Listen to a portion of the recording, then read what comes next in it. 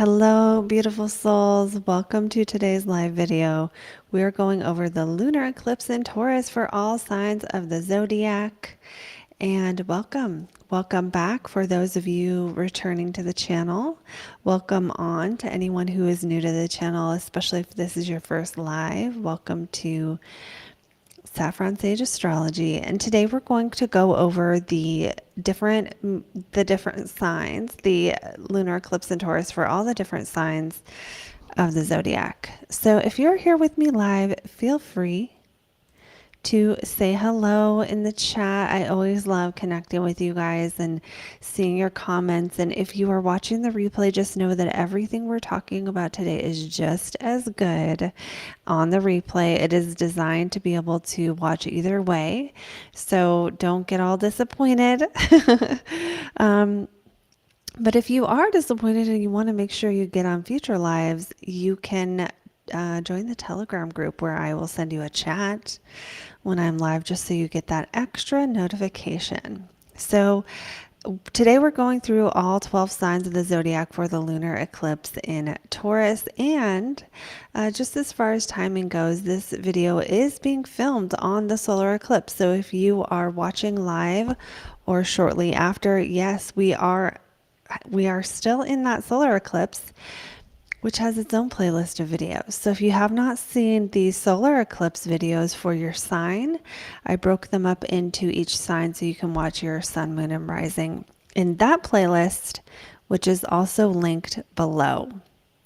So let's get into the video. We're going to start with the meaning of the eclipse in terms of its general energy and the basic information, and then we'll start with Aries and go through Pisces.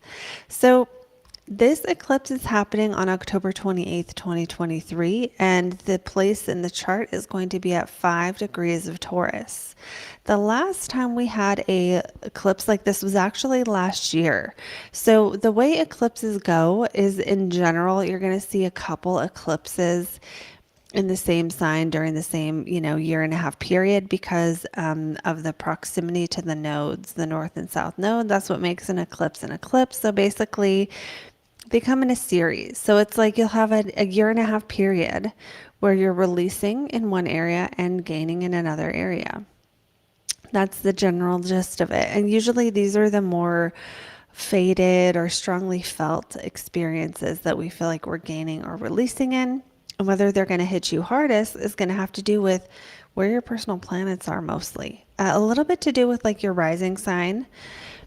So, when eclipses are in your first, fourth, seventh, or 10th house, those are going to just generally be more significant because they're angular. And so those angular houses in our chart are more significant. They just are. So that being said, we're going to talk about some of the aspects. But one thing to know is the last time we had a lunar eclipse in Taurus before this set, which has been since last year, was back in October of 2004. So if you really want to know how this eclipse might affect you, you can think back to what was changing back during that time. And it's good to kind of think about that after you listen to the report, think about how those themes may have been showing up back in October of 2004, if you're old enough for that to be a time in life where you were, not a baby. All right, so who is most affected by the lunar eclipse in Taurus is going to be our Taurus sun, moon, and risings. Or if you have your sun, moon, or rising in a fixed sign, the fixed signs of Leo, Scorpio, or Aquarius.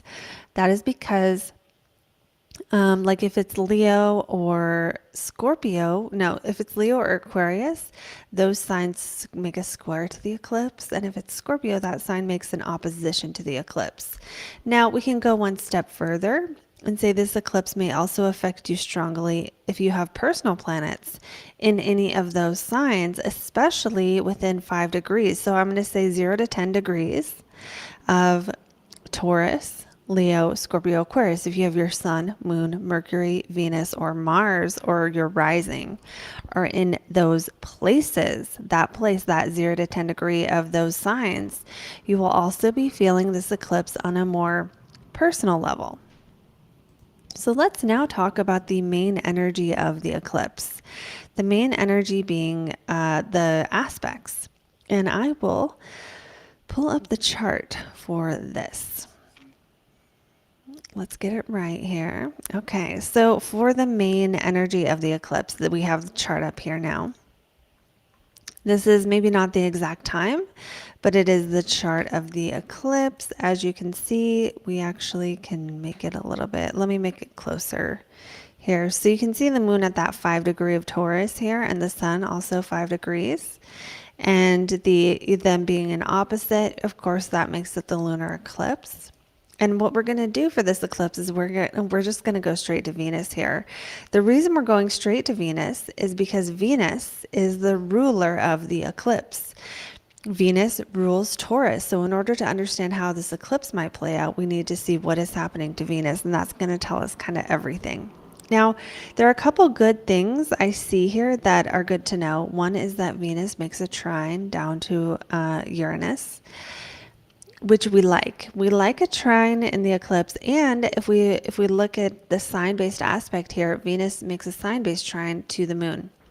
This is probably one of the best things you could see in an eclipse, is to see the ruler of the eclipse making a positive aspect to the whatever, if it's a lunar eclipse to the moon or if it's a solar eclipse to the sun. So this is good. This is good. I like to see this. Doesn't mean it'll be necessarily easy, right? Eclipses just kind of, they spell the story of change in our lives during a certain amount of time. They're not necessarily easy energies, because change is never really that easy. Even if it's the best change we've ever wanted in our whole lives, sometimes it still comes with some challenge because we have to become the person who can handle that thing. So change can be slightly jarring, slightly difficult, slightly disorienting. And with this aspect though, what I love here, I personally love Venus-Uranus stuff because I have Venus-Uranus in my chart, but still we have this trine to Uranus. Now, the challenge with trines to Uranus is that we don't know what to expect. Whatever is going to happen, it might just come out of nowhere. Now, that can be a beautiful thing, especially with things like love at first sight, or like, when you come into a bunch of money, it's like, bam, it just shows up one day. And the reason I'm using love and money as examples is because Venus rules love and money. It rules abundance. It rules luxury. It rules harmony, the senses, connections with people, and, sensuality. So it's our capacity to enjoy life and the people around us is Venus, good Venus stuff. So that being said, we are seeing that trine being a positive aspect. So this can be, again, sudden unexpected possibilities in love or money. We could even do a separate video all about this if you guys want. But overall, good. This is good. We also have Jupiter conjunct the moon, so this is good. So now we have the moon getting a trine from one of the benefics, and then getting a conjunction from another one of the benefics. These are good things we like to see in eclipses, okay? There are only two benefics. We've got them both, hanging out here and doing good things. So we like this. The possible downside of Jupiter moon is maybe getting too overly dramatically emotional about something, but there's a lot more upside to Jupiter conjunct the moon. And I think of things that are like, that move us, when we're strongly moved to do something, or we feel that sort of deep feeling of, it's just being moved. There's also, Jupiter brings in this need to explore, to grow, to expand, right? So we'll be expanding in our Taurus house, and I'll go through that for each sign of the zodiac. And then we'll be, we also have Jupiter opposite Mars. So Jupiter opposing Mars here. If you can see this, Mars and Mercury, this Mars and Mercury conjunction. So Jupiter in Taurus with the moon, really highlighting this opposition here. So this can bring us into our sensuality and then get into something more dramatic and deep and a little more gritty. Scorpio's kind of gritty. And then, Jupiter Mars can also be something like fighting for beliefs or believing in something strongly, taking a stand for something you believe in, having like a healthy debate about something that you really feel good about fighting about, but like it when it's Jupiter, it's like you're fighting with someone with in good spirits. You know what I mean? Like you're gonna go have a debate on stage and then afterwards you guys go out for drinks. It's like that kind of energy. So it doesn't have the viciousness that sometimes Mars and Scorpio can have, and I say that as a Mars and Scorpio person. All right, so then yeah, we have Mars conjunct Mercury in Scorpio. So for some, this can show up as cutting off communication. We may lose access to certain sources of information. We may choose to disconnect from certain people or things in life that are causing drama or BS or, Mars conjunct Mercury in Scorpio is like just getting to the heart of a matter and cutting to the core, in whatever way is necessary, however that metaphor shows up for you. There can also be some kind of competition for some of us. Some of us, it will be more like defensive speech. It's possible for some people, secrets can be revealed at this time. Like you learn someone's been talking bad about you behind your back. You get to the root cause of who is the source of the drama or the lies or the whatever the manipulation, and you realize who's pulling the strings, right? Because Scorpio has that kind of energy of like the person who's like behind the curtain holding the puppet strings, if that makes sense. Um, let's see. Yeah, that's about it. That's about it for the energies.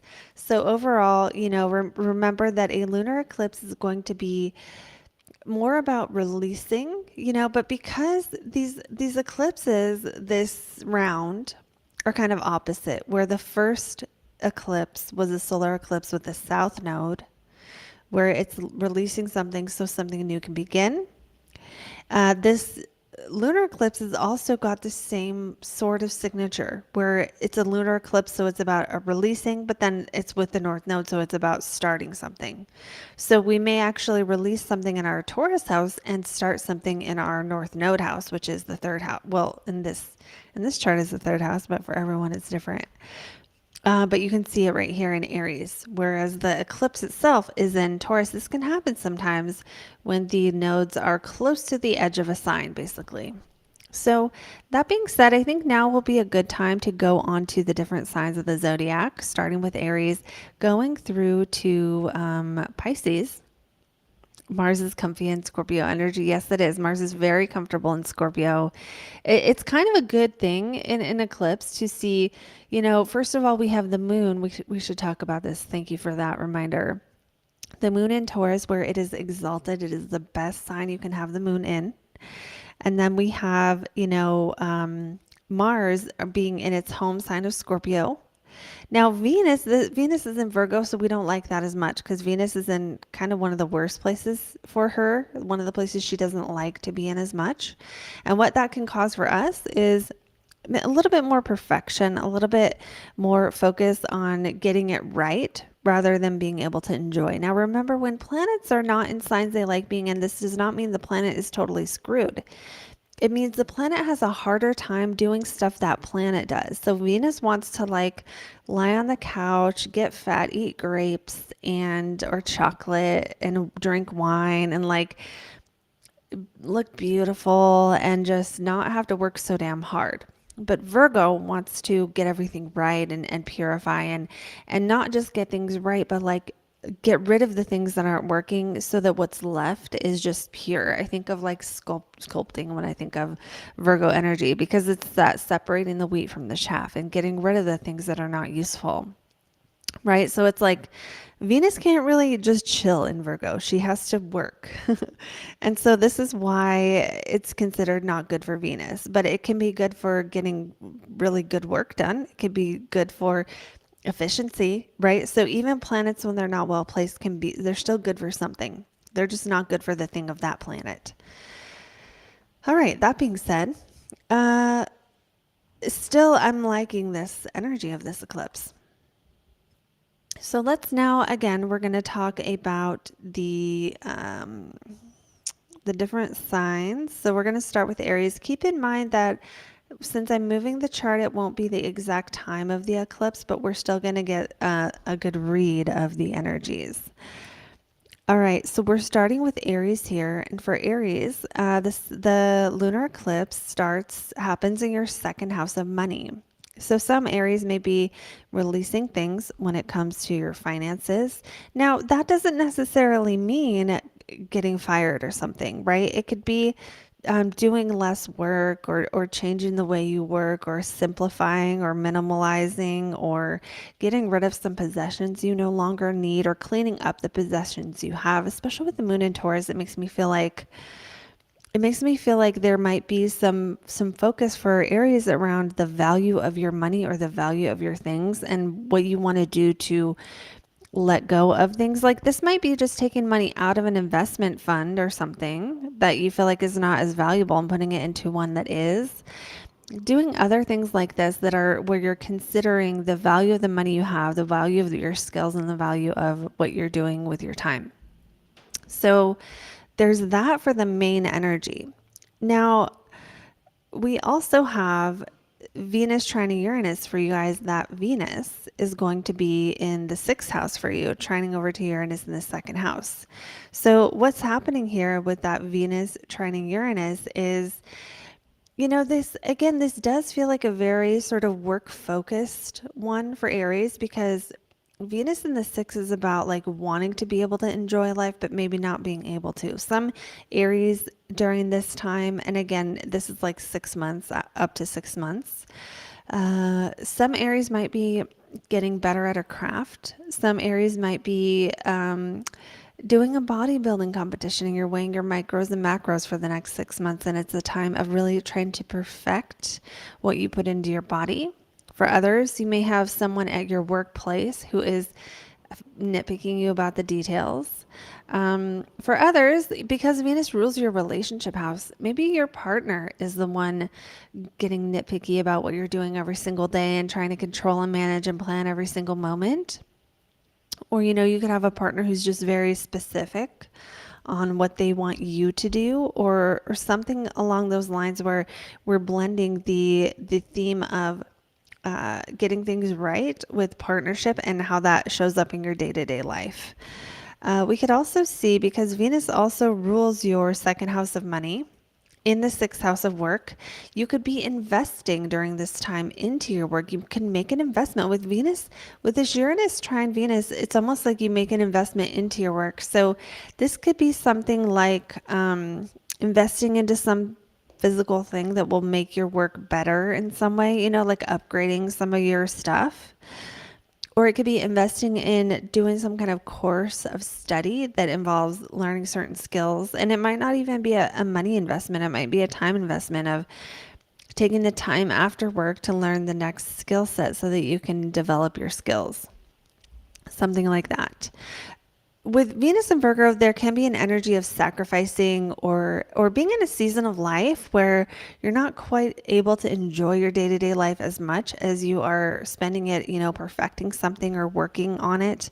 The highest thing we could see from Venus in the sixth, I think, is like, one, it's really beautiful for being of service. You could be spending more time doing some kind of service work or volunteer thing in your community, helping make the world better in some way, helping, especially perfecting like systems or processes of something, doing work for free, apprenticing, anything like that could be happening for Aries here. And then, Uranus, with Uranus being the modern ruler of your 11th house of friends, there could be some kind of positive opportunity, financial or career opportunity that comes through friends or something like that. It's like friends affect your finances. And because it's trining Venus, it feels like it's in a positive way, but not without some kind of work. It's almost like right people, right place, right timing is what I feel for on some level for Aries during this time. So we also have that Jupiter opposite Mars happening here. So Jupiter in the second opposite Mars and Scorpio in the eighth, this really comes down to money for you guys. Is it your money or other people's money? Do you need to disconnect from someone else's money and cut those strings, Aries, so you can be more financially independent? Are you going to have some kind of inheritance and you find yourself going back and forth between getting the money and then managing your own money, or having to pour energy into both topics, the topic of other people's money and the topic of your own money? Maybe you're helping people somehow invest their money, and as a result you end up getting more of your own. I don't know. This is a very money strong transit for you, eclipse for you, Aries. So I do think it's a time where you may be finding the way that what you consider valuable might change. And, you might have to reconcile a little bit between what you believe versus what you actually have to do. What you believe in for someone versus what they're actually showing you. There might be a theme of that, and that could be relationship or money or otherwise. And with the North Node in your first house, it's all about going after the life that you want and kind of carving that path. So we're going to go on now to the next sign, which is Taurus. For Taurus, we have the eclipse happening in your first house of you, and Venus in your fifth house in the fun house. So not so bad having Venus in the fun house, although having it in Virgo makes it feel a little bit like this could be an eclipse. This could be a time of life for you where you are focusing on letting go of certain things related to your identity. So some of that might be coming because you have a partner, especially with Mars, Mercury here in Scorpio, who shows you more about yourself. Maybe you're getting in deep with someone. Maybe you're doing some counseling. Maybe you are getting to know your own desires in relationship. Maybe you have a relationship that's kind of showing you who you are and bringing good things into your life. Maybe you're finding yourself during this time kind of diving all into your own goals and your own life direction, but then diving all into somebody else's too and kind of going back and forth. Nothing wrong with that, but that's what we kind of tend to see with oppositions like this. Now with Venus in the fifth, we could see for you this being focusing on, it can be passion, right? It can be flirting and romance type stuff. And with Venus in Virgo, it can be like getting good at that stuff, gaining some skills. But it can also be focusing on your creativity and turning what you do into turning something you're passionate about into a skill that is like you're working hard at, especially if that skill has to do with other people's psychology, understanding others, that kind of thing. Now we also could see with Venus, ruling that eclipse, letting go of something. It's almost like, for some Taurus, it's almost like becoming a parent really kind of strikes me on this one, because it's like releasing something related to your identity, right? So letting an identity shift based on something fifth house related, having kids, having fun, becoming an artist, or it's like you were the identity of the struggling artist, now you have the identity of the successful one, or something else like that, where your own identity, it's releasing something about it that maybe you want to release, maybe becoming a version of yourself you've wanted to become, especially with Uranus from your first house trining over to the fifth house. It's like stimulating your creativity, making a change to your life, your kids' life, or having kids for the first time, or having a big change that, a big change that a parent would have with their kids. Like, your kids going to college, or, another huge life change that ends up also being a life change for you as well. So that can be what's happening here. And let me see what else we can talk about. With Jupiter opposite Mars here, Jupiter in the first house, during the time Jupiter's in your first house, feeling better when you're focusing on what you want and enjoying your life, straight up enjoying your life, moving your life in the direction you want it to go, one solid, slow, steady, stable step at a time. And then, with the opposition to Mars, this really does feel like it's either relationships or close friendships where there might be some complications. You might be at a time where you're like, enough is enough. I can't do this anymore, especially with Jupiter being the ruler of your 11th house of friends. You might be cutting off certain friends. And if you are, it feels like it's for the better. And it might be a thing where you lose some friends and gain some new ones. And this might be because, again, going back to the analogy of being a parent, you can fill this in with whatever changes are happening for you, where you can't have the party your friends anymore. Now you got to have friends who have toddlers because you have a toddler. It's like it just makes sense based on where your life is heading to no longer fit into this group and now fit into this other group. So that could be in any way, right? That could be in a professional way. It could also, again, have strong ties to relationship stuff. So for some Taurus who ending relationships may be part of what's happening, then in that case, it's like, okay, you're not going to hang out with our friends anymore. Now you go back to the other friends or something, things like that.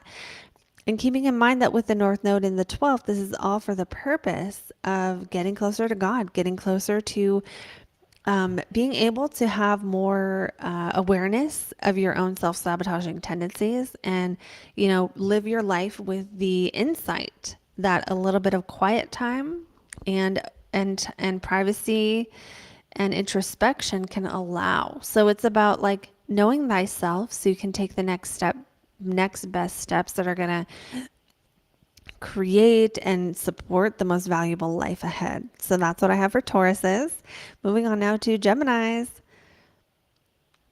All right, guys, let's do that. All right, so for Geminis, we have for this eclipse, we've got the moon in the 12th house. The moon in the 12th house of isolation, self-sabotage, getting to know your own self. This is also the house where we see addictions, we see mental illness, we see silent suffering, we see things that are hard to see about ourselves. Those things go in the 12th house too. So recovery from addiction, recovery from mental illness, recovery from any kind of psychological challenge, recovery from the dark night of the soul. Just the dark night of the soul goes in that 12th house. Spirit guides go in the 12th house. Are sort of, it's the ninth house is the house of God, but the 12th house is the house, in my opinion, of a lot of the, the archetypes and the deeper meaning of things that are hidden that we have to kind of like look hard to see. All right, so that eclipse in that 12th house for Geminis, maybe this is the time where you're letting go of a certain level of privacy and starting or opening up to certain amount of work, especially with Mars in that 6th house. That tends to bring more activity to your work life. You tend to be busier when Mars goes through your 6th house or your 3rd house or hits your ascendant. So this can be working deeply on a labor of love and then, getting privacy. Maybe for Geminis, if you've been in a time where you've been more isolated or had more privacy, this might be a time where you're like ready to come out of the cabin in the woods and like get into society again. For others, it might be releasing, maybe, if you've been too disconnected, if you've been checking out too much, if you've been watching too many YouTube videos, or whatever it is you do to kind of check out. There's a lot of things. And that could even mean like going to the Akashic records every day and like kind of using that as an escape rather than a tool for wellness, if that makes sense. So this might be a time where you realize that and you sort of come back into life. You come back into the human race again after a time of isolation. So releasing things in that 12th house can be that. It can also be getting sober or recovering from something. Now it can be recovering from something like, I don't know, a broken ankle or something. So it can be recovering from any type of thing, especially with the 6th and 12th house highlighted. Things like going, taking time off work for surgery or things like that can sometimes be happening. Now, don't get all scared. That's definitely going to happen. But it does feel, and it can be the other way, especially because Mercury is you. Mercury is you. So you are busy, busy in your sixth house of what you're doing every day. That can be work, that can be doing a project to put out later, that can be refining skills. Sometimes the sixth house is stuff that doesn't make you money, though. Sometimes it's doing more dishes because your family is here and you have more to do, and it doesn't get you anything necessarily, but you just got more to do. Sometimes it's like your commute is longer, so now you have to drive longer and you don't get anything. You just put more in to the day-to-day grind a little bit. So it can be something like that where literally your commute got longer, so it just takes you longer to get to work. And again, less quiet time because of that difference. So you'll have to see how that shows up for you. Let's look at Venus in the fourth, though. Venus in the fourth makes me feel like some of you Geminis out there might be getting more downtime because Venus in the fourth is like enjoying your home. Now, unless you are like, especially those who might be like fixing up a home to sell it, that might be a way that could show up differently here, is those Geminis who are like, getting into all the details of what the home looks like and like trying to make it look perfect, and putting the exact right kind of art on the wall that you're supposed to have when you sell your house, or even, fixing the plumbing and getting it all perfect. Or, it can be beautifying the home, but it can be making it more functional and enjoyable to live in as well, just based on this Venus in the fourth. Now, Venus rules your fifth house of fun, right? So this could be for Geminis with kids, maybe having more time with your kids and enjoying that. And Venus also rules your 12th house. So 12th house ruler in the fourth, again, this really speaks to privacy. And with Uranus trining, it's like a sudden privacy. I don't know what sudden privacy might be, but it's like suddenly you get a vacation you weren't expecting and you get to go by yourself. Or suddenly your partner is now gone for 3 months to work, and now you got 3 months of downtime. Even though that doesn't seem like necessarily a positive, for some reason it's feeling like a positive here, where it's like a chance to journal every day, or like a chance to do all those little projects you've always wanted to do. It does feel like there's an opportunity that might be stimulated by something related to isolation and privacy, and your time changing somehow.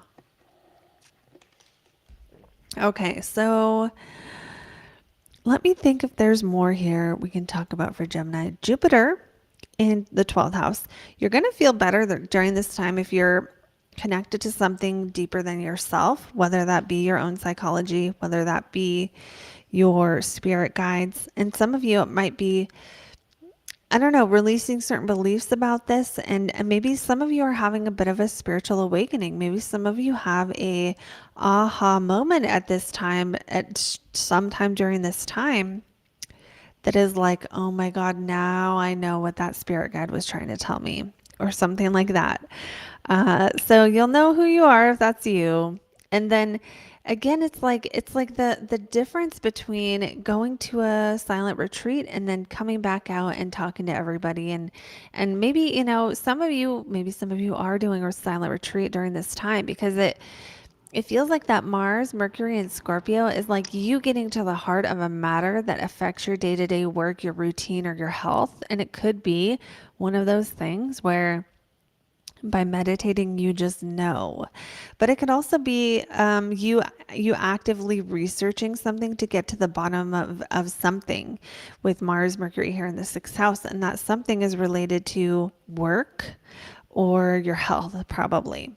So like, what do I need to do to get a raise? Or, what do I need to do to get better at this craft? Or, what is going on with this coworker? Like getting to the bottom of those kind of things, just depending on which of those things are more significant in your life. And it's possible for some Geminis that you're considering how to bring what you do to the masses, just because you've got your 11th ruler stimulating Mercury here.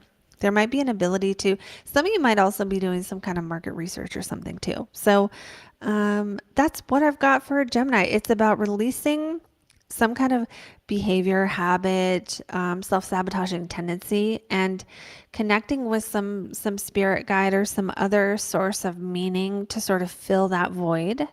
Maybe having some sudden epiphanies about that and making your life better. And then all for the purpose of being able to go after your dreams with that North Node in the 11th. So we're going to go on now to the next sign, which is Cancer.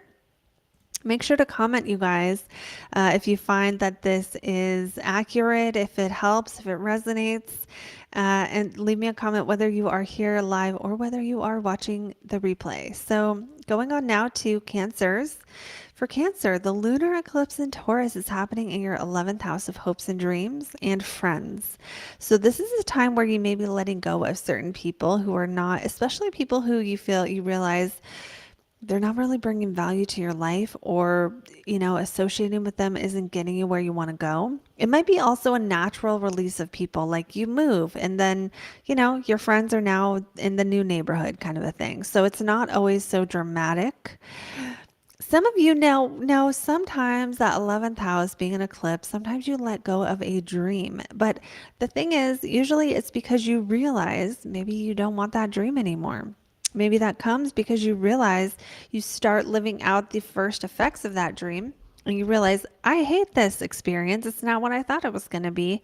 And it's time to pivot. Maybe you let go of a dream because a new dream or a new opportunity comes along. Like someone who wants to be a partier and a rock star, and then they have kids, and then it's like, they don't want to do that anymore. It doesn't mean they gave up on their dreams. It's just some other opportunity came along, and then you just do the best with that opportunity. So yeah, so that eclipse in Taurus in the 11th house, because it's with Jupiter, remember that the moon will be at 5 degrees here, not at 10. But because it's with Jupiter, it really brings more opportunities to meet new people if there are people who you're letting go of, especially friends. And again, if it's letting go of an old dream, it's because there's this new dream that's even better than that one even thought about being.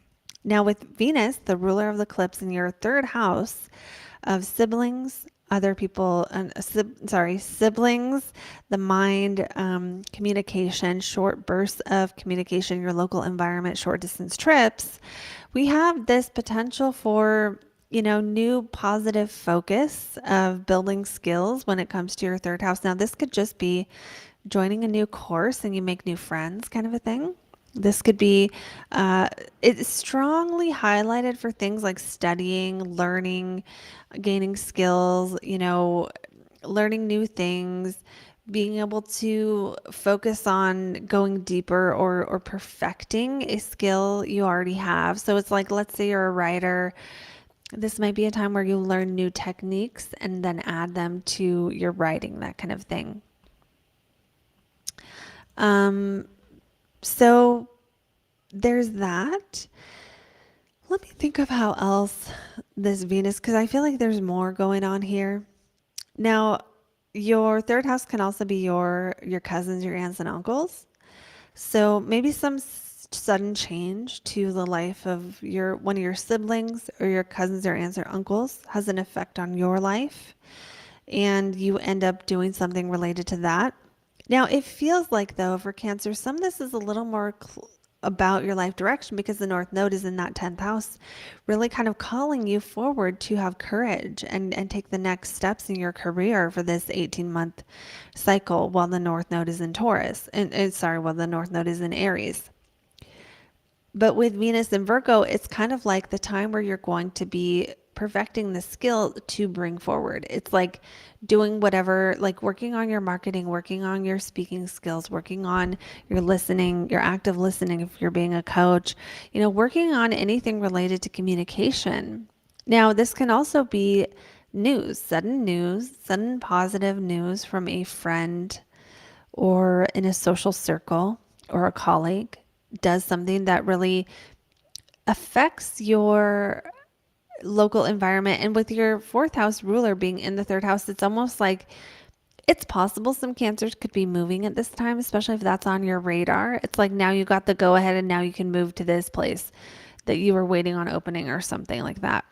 Or like if you were trying to buy a house or something, now it's because this is your ruler of your eighth house, making the trine to ruler of your fourth house, eighth house of like loans and debt and other people's money. So if you're trying to buy or sell a house, it could be possible that that's kind of one of the focus areas, but it's like so you can have the life direction you want to have. You're selling the house so you can be who you want to be in your career, or moving, moving or changing something related to the home or the local environment. This could be, if you're in a season of life where you're really, going hard for your career, this could be like moving to a new environment so you're surrounded by people who have the same goals. Um, but with so much happening in your fifth house, some of you, it's like whatever you're doing, it's so you can have the supportive environment for your kids, because parenting is a role, right? So even though that North Node is in the 10th house, that can still be you wanting to fulfill that role as a better parent. Okay. So that is what we have for Cancer. We're going to move on to Leo. I'm going to check the comments here. It looks like Daniela, thank you for all of the feedback you're giving here. And then let's see. Tiffany, Mars at 5 degrees of Taurus. That's okay. That's okay. Don't be too scared. I got my Mars in Scorpio, so it's gonna hit me too. Don't be too scared, guys. If the eclipse is like hitting a point in your chart, it's not always like the worst thing ever. So don't try not to be too scared. Um, have fun just observing and see what happens. That's what I try to do when I get all like, unless you were just joking, and then that's fine too. Taylor, thank you so much for your comment. I'm going to show that on the screen here. Thank you so much for that comment. So nice. All right, let me get the chart up for Leos. For anyone just jumping on, we're going through all the signs here. We've covered Aries through Cancer, and we will go through Pisces.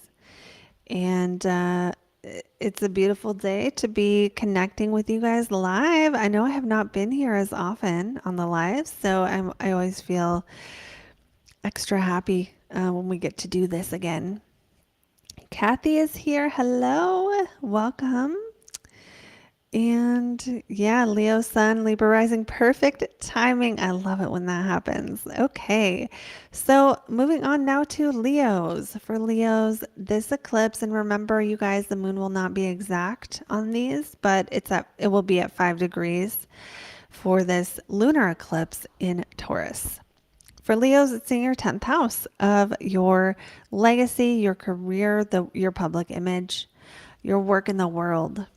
And, immediately I get the feeling of letting go of a certain type of work that doesn't feel aligned, so that you can have a more meaningful life with that North Node in the 9th house, sort of calling you to, do things that make life more meaningful.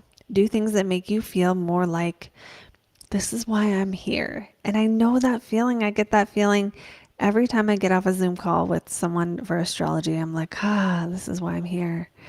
And we got to do all the other stuff too. But, this does not necessarily mean, Leo, that you have to like quit a job completely, but you may change the way you approach your career. And keep in mind, for Leos who have kids, that this could also be, I can't suddenly hear my volume. I'm going to check it really quick. It's fine. Okay. All right. So for Leos, shoot, what was I saying? I was saying you could be letting go of, like, let's say your kids just got grown enough to where the role of stay-at-home mom or stay-at-home dad is not as strong. And now you're letting go of that sort of role and stepping into something else. That can be a thing where it's nothing bad happening, right? Just because we step down from a thing or we change it doesn't always mean a negative. So releasing a way of approaching work, maybe you have worked yourself up to a level, Leo, that you don't need to work so hard. Now with Venus in Virgo, trining Uranus in the 10th, there is strong possibility for Leos during the 6-month cycle that it's almost like a change to your status. A change to your income level is possible here. Now with Mercury, your money planet, opposite the eclipse, conjunct Mars, you might be working more from home. Or, Mars being the ruler of your ninth house of the meaning of life, again, it really does feel like a lot of Leos may be stepping into some kind of role or some kind of work that lends to more fulfillment. It doesn't mean less money necessarily. It can be, but it's like less focus on the external things when it comes to your work and more focusing on the internal things. So for some, this could be working more behind the scenes during this time. This could be working more with whatever work you do, where you're focusing more on the human element rather than the outward success element of the work, right? Because the fourth house is more private and the 10th house is more visible. So again, you being the sun, that's you down here in the fourth house, hanging out at home, talking to people about their emotions, getting into psychology, being very, very motivated to get to the root cause of things. So for Leos who that makes sense and that applies to your life, it's like, this could be you in your work. It could be you in your life where you're like, I really just care during this cycle a lot more about how I feel than about whether so-and-so thinks I'm this manager. You know what I mean? So, and most Leos, guys, most Leos really do want a certain amount of luxury in their lives. So it's not likely that a Leo is just going to be like, I don't want this anymore, unless there's something really deep calling you towards something greater or something more meaningful. I'm not saying you guys don't care about things. I'm just saying in general with Taurus on the 10th, you want to have money, you want to have status, you want to have enough. That's usually a given. But that all being said, this trine, let's talk more about this trine from Uranus to Venus because Venus rules your third house. This can be a car. Okay, this can be siblings. With the seventh house ruler, your sibling could have a change to their status or their relationship. A sibling could get married, a sibling could get divorced, a sibling could meet someone sometime during this time. And that can be, especially if your sibling relationships are very significant to you, or if you and your siblings make money together. Now, this could also be about an uncle or an aunt or a cousin, but that's more likely if one of those people affect your finances in some way. You already have a financial relationship with them or something like that. Or somehow, it's like if they get a break, if they break up, you watch the kids and then now you have less time, if it has to do with you personally. Now, also, Venus rules your 10th house of career, and that, this really is positive potential for a career change for Leos at this time. So, and then, it feels like whatever that change is, there might be some time or energy invested into making sure you can keep it or making sure that the work quality that you're putting out is like high enough quality. And again, this is all sort of because of that North Node in the ninth, all sort of having the purpose here of making your life more meaningful. Now, for some, this is a change you've initiated. For others, maybe a partner will initiate this. It's possible your partner's role changes and it affects you. And you may not be the one getting the change to your status. Maybe they are, and that changes.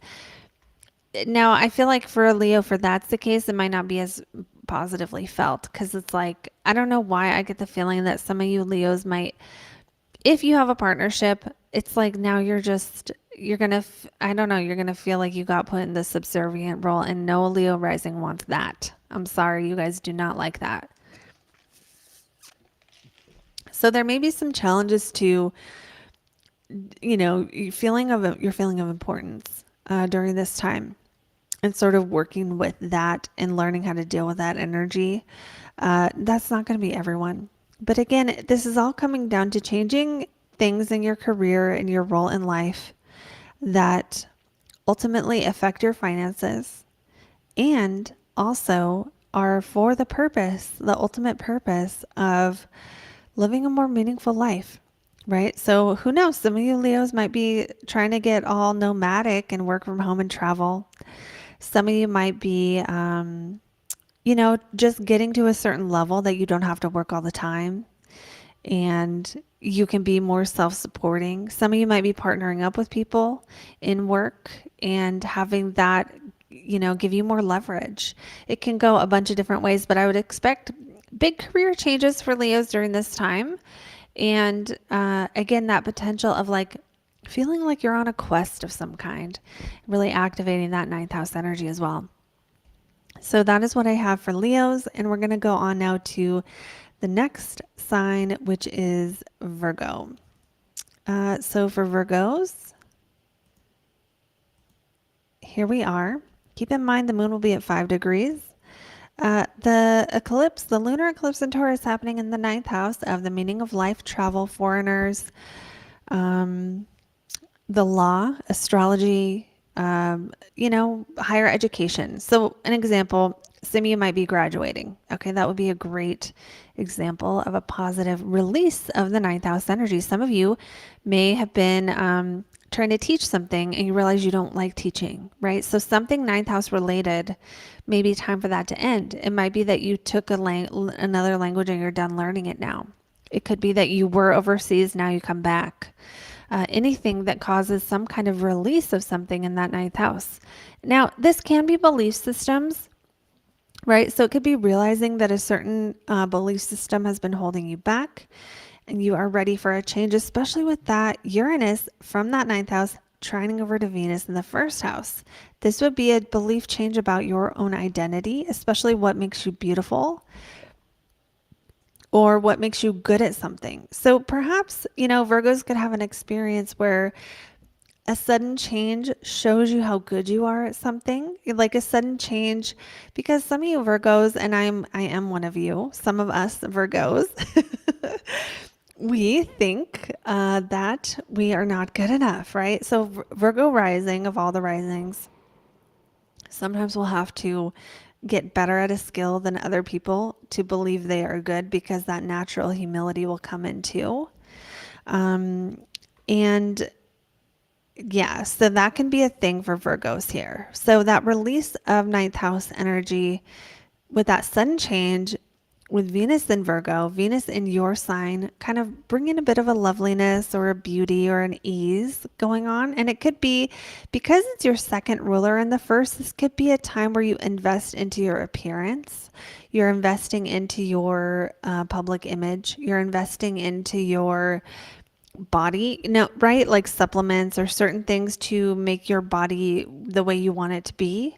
Appearance wise or just identity wise, because that first house is also like what we think of ourselves. So you could be like spending money to learn psychology and stuff, but that actually feels to me a little bit less what this is.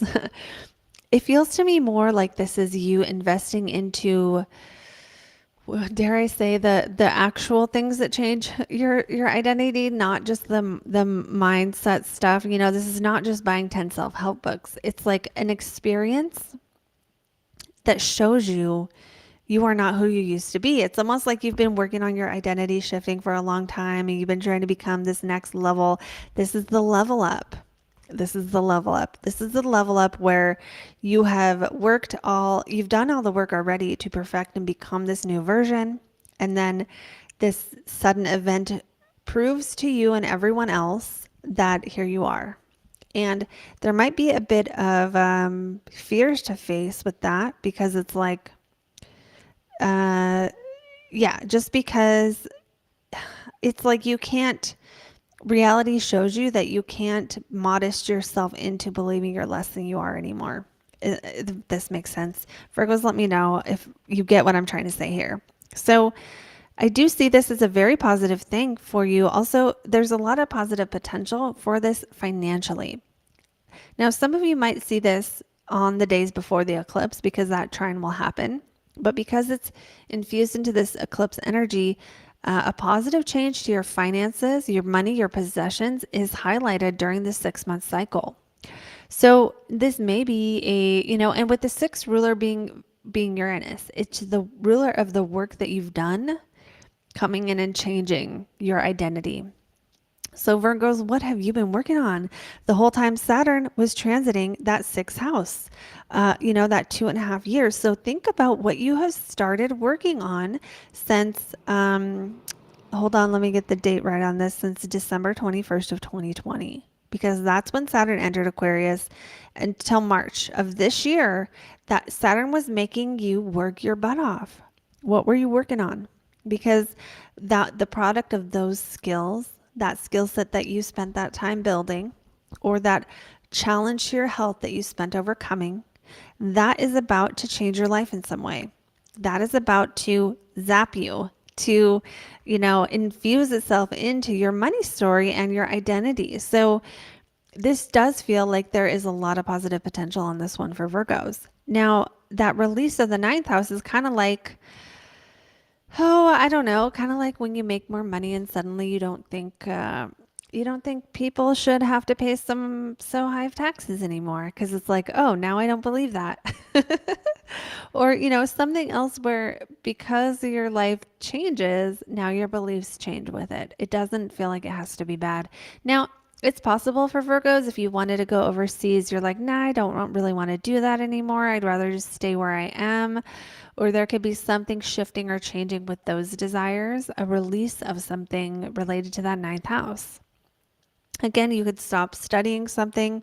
You could start studying something else. You could stop studying something so in-depth and meaningful and start studying things that are a little bit more quick and easy to learn, and like books you can read in a day, and like stuff that's a little bit more quick and easy to learn, but also gets to the root cause faster than some of the psychology type meaningful stuff, So like you don't want to read Plato anymore. Now you want to read Alex Hormozy, and you want to like get all tactical on things. That really feels kind of like a theme. Now replace those words, those examples with what feels right for you, but it's letting go of some deep meaningful thing that doesn't have enough focus or direction to even measure, and like starting to do some things that are more like practical every day and like provable and validatable, able to be validated, whatever. Okay, so then the next thing for Virgos, we did all this. So let's talk about Jupiter opposite Mars here. Jupiter in that ninth house, giving you more reasons to believe, really bringing some emphasis on your faith, your belief system, helping you connect to God, helping you feel like, life is for a reason. And then Mars here opposite that, conjunct Mercury. Mercury is you, right? So you might be, what would you be doing here? Hold on, let me think. You might be cutting off a relationship with a sibling if it is, this is especially cutting off a relationship with a sibling, cousin, aunt, or uncle sometime during this 6-month cycle. If you feel like it is not godly enough, or not, if it's bringing you down into, if they're putting you through hell, okay, that is what it is.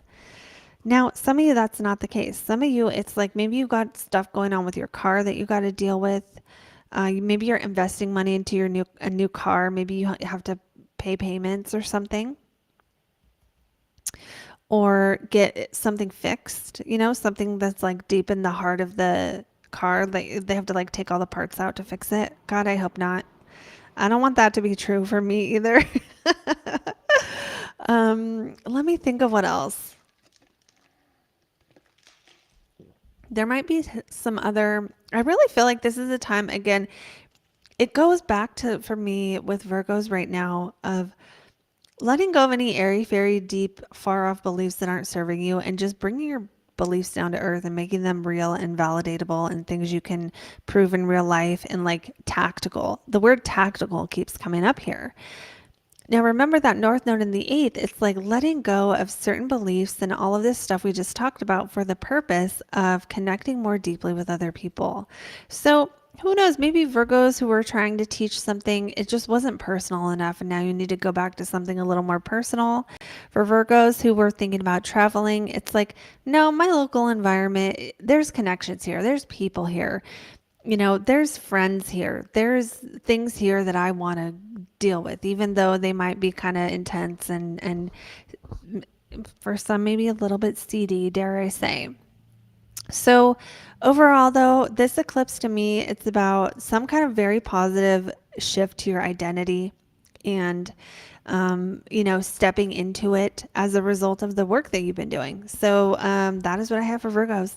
Moving on now to Libras. All right, for Libras, we have this eclipse happening in your 8th house of sex, death, and other people's money, transformation, and it ruled by Venus in your 12th house of psychology. So this is an interesting one for Libras. Some of you, it's releasing, letting go of like just on the financial level, letting go of a stock or a bond or an investment that you don't think is valuable anymore, and maybe even moving your money to something you think is. It could be that simple. What else do I see for Libras? The eighth house is also like trust.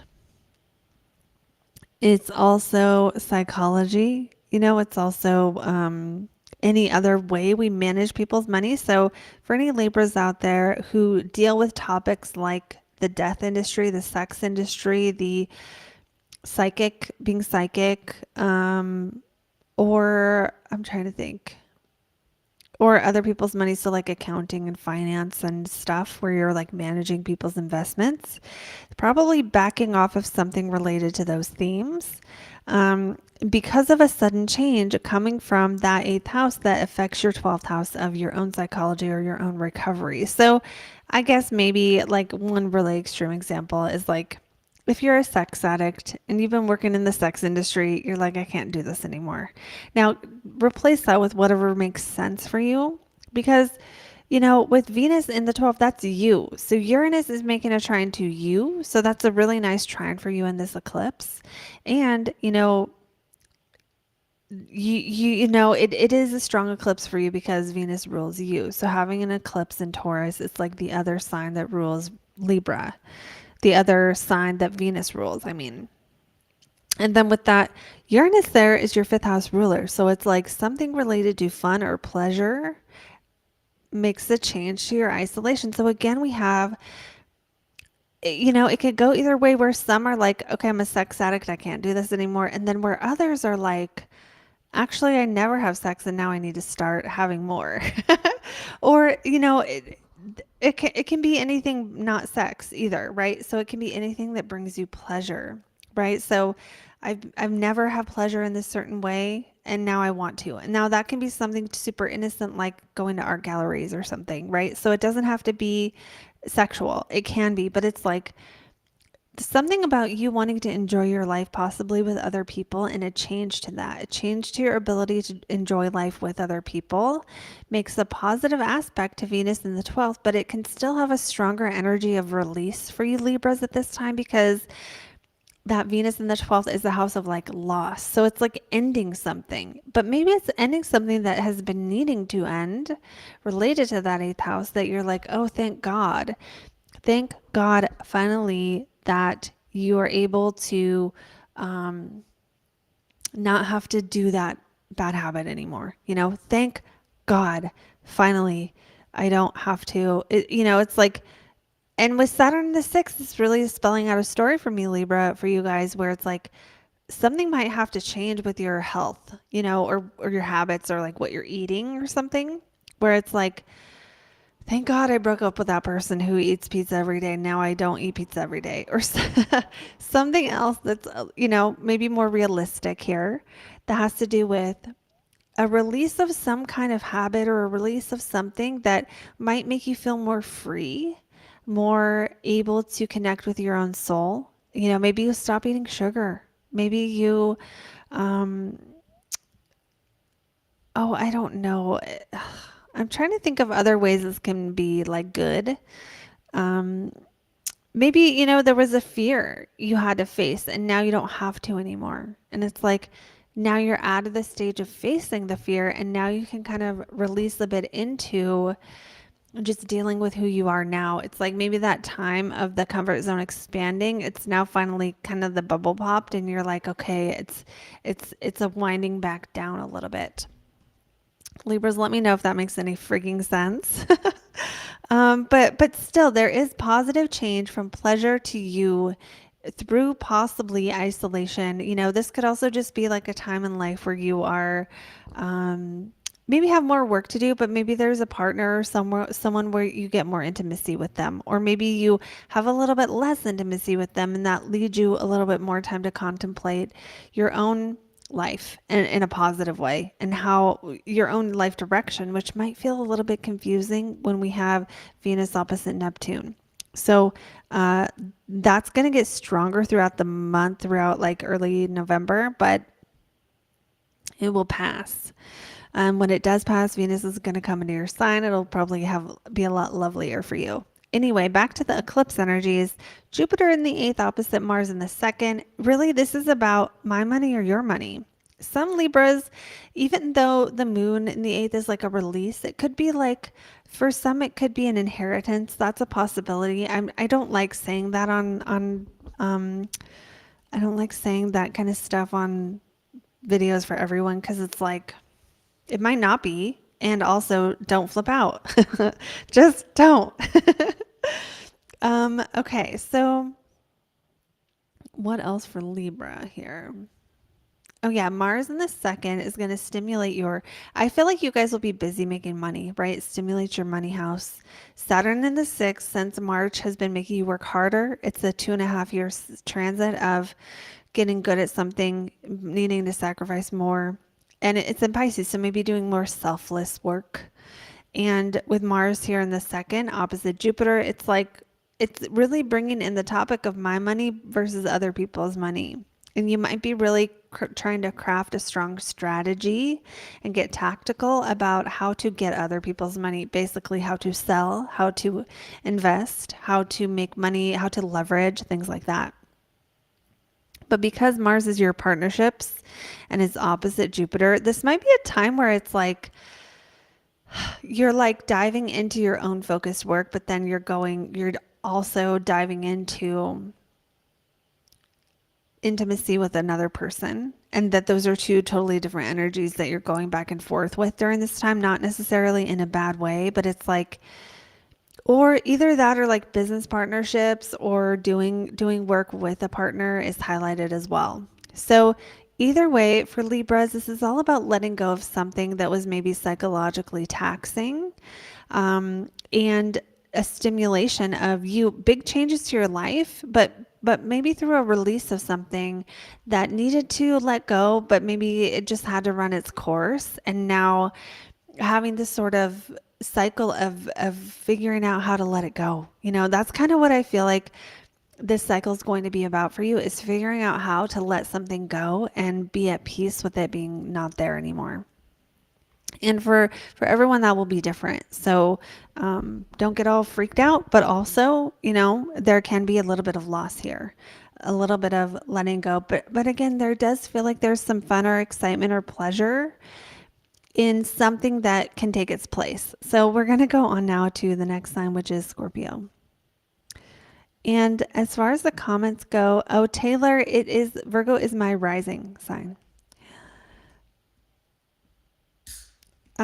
Kiki, yeah, it totally could be. It totally could be. Although, usually when Saturn hits the 6th house, it's like if there were health problems before, now they're rearing their ugly head and you're going to know about them. Like Saturn will kind of force you to deal with the problems that haven't been addressed related to that area of life.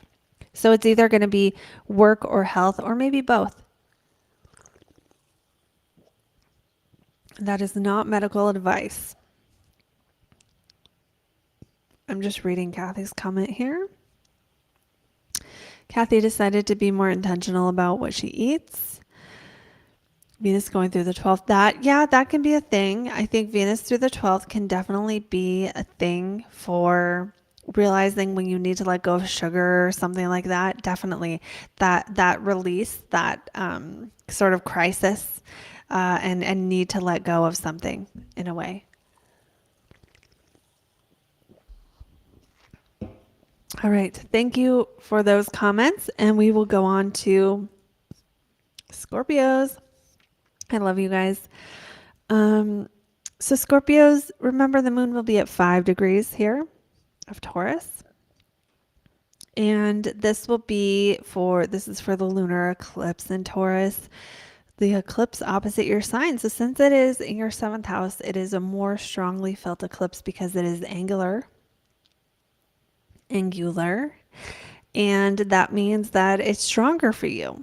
So a release in your seventh house doesn't necessarily mean a relationship's going to end. If that were the case, you could look back in every eclipse in the seventh, a relationship would end. It's not that cut and dry. Sometimes it's the end of a cycle in a relationship. So think about what are normal relationship cycles. Well, there's the single, whoops, that messed up my volume.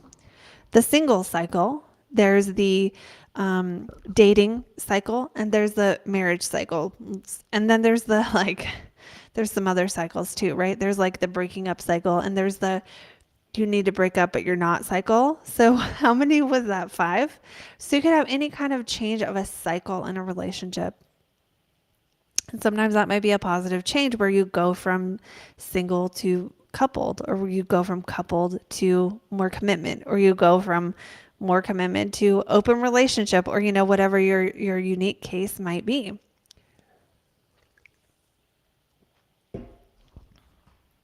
Okay, so that is part of that. Okay, so let me see what else we could see here. Sudden change in relationship changes your, Venus in the 11th, the way you interact with groups of people. Well, this could be more on the work level of things, where you meet a certain person who helps you out. You meet someone who introduces you to a bunch of other people that, like get you into a club or get you into a certain like professional network, or like, you just start rubbing shoulders with one person who just gives you that boost into, it's like you meet someone who's a celebrity and you end up at Miley Cyrus's party or something. You know what I mean? So for some Scorpios, it's one interaction or one person or one friend, helps you, makes a change in your life that affects your network. It could also be that your significant other's friends, one of their connections brings the positive change. It can go the other way, but less likely with this, where a friend causes changes to, like, friend become lover. Not as strong for that. Not as strong for that in the terms of like an acquaintance becoming a lover. This is stronger for someone you already know, or someone you meet during this cycle who's a friend or a partner, romantic partner, that has some kind of effect on your 11th house of hopes and dreams or friends. So it really does feel like a partner introducing you to their friends or introducing you to a new circle, and that in turn creates positive things that could show up in more friends, or it could also show up in something 12th house related. So it's almost like, if you're a Scorpio who does something 12th house like, okay, so if you're a psychologist, counseling, if you help people with mental health or spiritual stuff, or you do coaching or anything that really gets into people's psyches, this is more likely to affect that, where it's going to bring some positive change. So it's like if you are a Scorpio hypnotherapist, this might be a cycle where you get a shitload of clients through doing some group work. There does feel like something focused on a change that relates to a group. And really, I am speaking to the Scorpios right now who do one-on-one work, where a potential change to making it group work could change things. That is part of what I could feel is like a positive that could come out of this eclipse. Now, other ways this could show up with Uranus stimulating Venus. Well, if you are a single Scorpio, this is a time where it's possible relationships could spark up. Why? Because we have Venus and Uranus together in a trine, right? And Venus is your 7th house planet, right? So the only thing that could make this stronger, you guys, would be when Uranus hits your own Venus in your own chart, that and trines it. But it's really strong for possible relationships, but you need to watch out with Neptune here that you really see the person for who they are. So know that if it's love at first sight, this might be a time to go, what happens at second sight and third sight and fourth sight? Because like y'all could get catfished, okay? And I don't really want that for you. I don't want that for anyone. Okay. So let me think about what else releases in that seventh house, it's also possible this could be ending friendships consciously because of a desire with Mars conjunct Mercury to kind of get to the heart of who you really are, right? So it's like Mercury, Mars here. Mars is you. So Mercury is stimulating you to figure out who you are or to go more clearly and directly towards something you want, to kind of focus your life direction on something. But with Mercury here, it can make you kind of go back and forth a little where you're like, do I want to do this or do I want to do this? So this might be a cycle where you're sort of exploring that, but also possibly needing to get to the root cause of what you actually want to do and kind of pinpoint that and then cut off the other options. This might be a time where you have a harder time cutting off the other options. Also with Saturn in the fifth, it's making me feel like this is a time where maybe you're really honing in on a creative passion because, Mars was trine Saturn before this, really. And I kind of want to see when that was. It's probably nowish. But forget that. Let's just focus. Mars really, and even trine by sign to your Saturn transiting, it's like, what is your creative dream? And what work would you need to do to make it a reality? And for some, that might be like your actual creative passion you're putting out in the world. For others, it might actually be like having kids or something. But it's like, and who knows, maybe that's a cycle. That's a cycle I didn't talk about, is like the cycle of being parents with little kids, right? Like that cycle starting, and the cycle of having sex whenever you want ending, or whatever. So yeah, something going on where it's about like stabilizing and committing to your creative passion or something fun, committing to something fun, stabilizing joy and creating joy or creating art or creating beauty through the finer details of things, and having those details be helping you with a friend's, getting them from a friend's help or something. Now, Venus in the 11th can also just be a time where you're like more popular, a time where you get help from your friends, like your friends help you, or doing things in groups get better results. So, earlier I talked about for Scorpios, this being about kind of like making your one-on-one work more accessible to more people. It could also go a different way, where the creative process is done in a group setting, or your work is done in a group setting. Your life has more influence of the people you're working with, and it's more like a together kind of a project, like you're working with people to create something, and that it gets more traction. Now, I'm also noticing that Uranus is your fourth house ruler. So it kind of makes me feel like for some, the topics of home and relationship may come up during this time. But what I feel even more for Scorpios is like a change to relationship that is more settling, right? That settles you, makes you feel better in your own skin.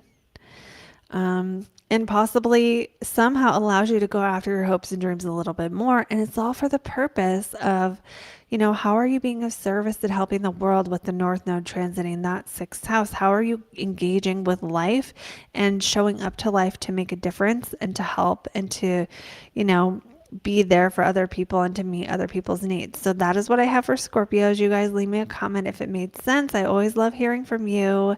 And we're going to move on now to Sag.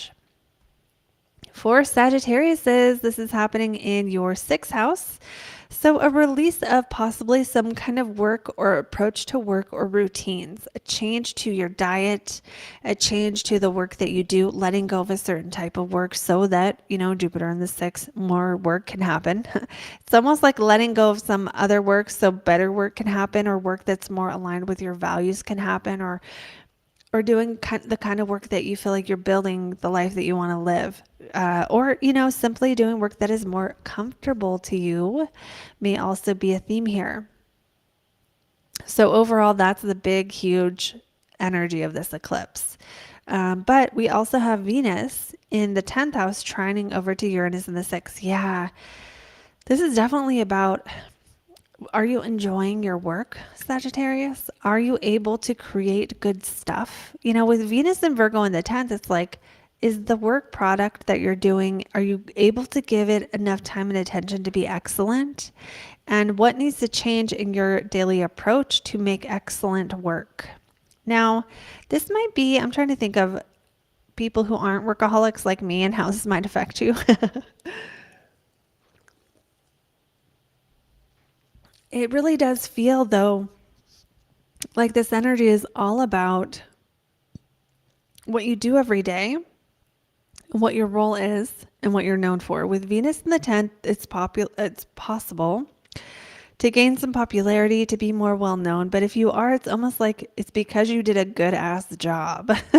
Because of that, you know, the trine from Uranus in the 6th, it's like it's possible if you're doing poor work, you could actually be known for that. But this feels more positive to me, where Uranus is really kind of pouring energy into Venus, where it's like a certain public image, you know, a certain public image that may be slightly modest, a certain public image of being a hard worker, a certain public image of doing things right, right? Like excellence and details and things like that happening for Sagittariuses. And yeah, that trine from Uranus can come from a sudden change in your day-to-day schedule. Now, this might look like something initiated by you, where you're like, I gotta wake up early and work harder. Or it could go the other way, where it's like, no, I gotta wake up later and be more rested so I do better work. Or it could be something not initiated by you, such as a job change that you didn't have control over, and you're like, okay, now I'm gonna adjust to this. But even if a job change happens here, it kind of gives me the feeling of giving you more quiet time. And with that quiet time, I'm not saying every Sagittarius will just be fine if they lose their job, but it's possible that something changes with your work hours or your schedule that somehow allows more time for reflection and contemplation. With Mars in the 12th house, it's almost like you're going to be obsessed with your own psychology anyway right now. You know, you're going to be kind of focused on fifth house ruler in the 12th, what brings you pleasure, doing things that you enjoy by yourself, doing things that you enjoy that are like psychological, sexual, spiritual, occult. So that can range from like, you know, doing the hypnotherapy on your own self, to getting some therapy, to things that are more pleasure oriented, to what else? Like occult stuff, like casting spells and shit. I don't know what you're doing, Sag. But it feels like it feels kind of cool, actually. Sages are doing some cool stuff right now, because it feels like just changing your day-to-day routine. That could be inviting spirit guides into your life. That could be working with the planetary days and like doing more Mars stuff on Mars days and on Tuesday, you know, and doing more Jupiter stuff on Thursday, and like bringing that sense of enjoyment of the deeper meaning of life into everything you do every day. And there can be something going on where there's more focus on the private occult sort of deeper meaning of the universe, metaphysical law, like the really deep, the stuff people aren't even making YouTube videos about, you know, those secrets of the universe, and like kind of diving into that. And somehow maybe that helps you to not have to work so hard, or be able to enjoy the work that you're doing, or something like that. It's also possible some kind of diet change could stimulate a change to your public image in some way, or again, a schedule change changes your public image. So it could be like, I'm just going to use YouTube as an example because that's what I do and it's easy for me to example it. You start doing more videos and you get known as the person who does a video every day. Or, you know, you do 2 videos a month now, and now you become known as the person who has really, really good stuff, and they're, you know, they're like not as available, so it's more exclusive. Like there's something about a change to how you're approaching your schedule or your day-to-day life, again, that changes that public image.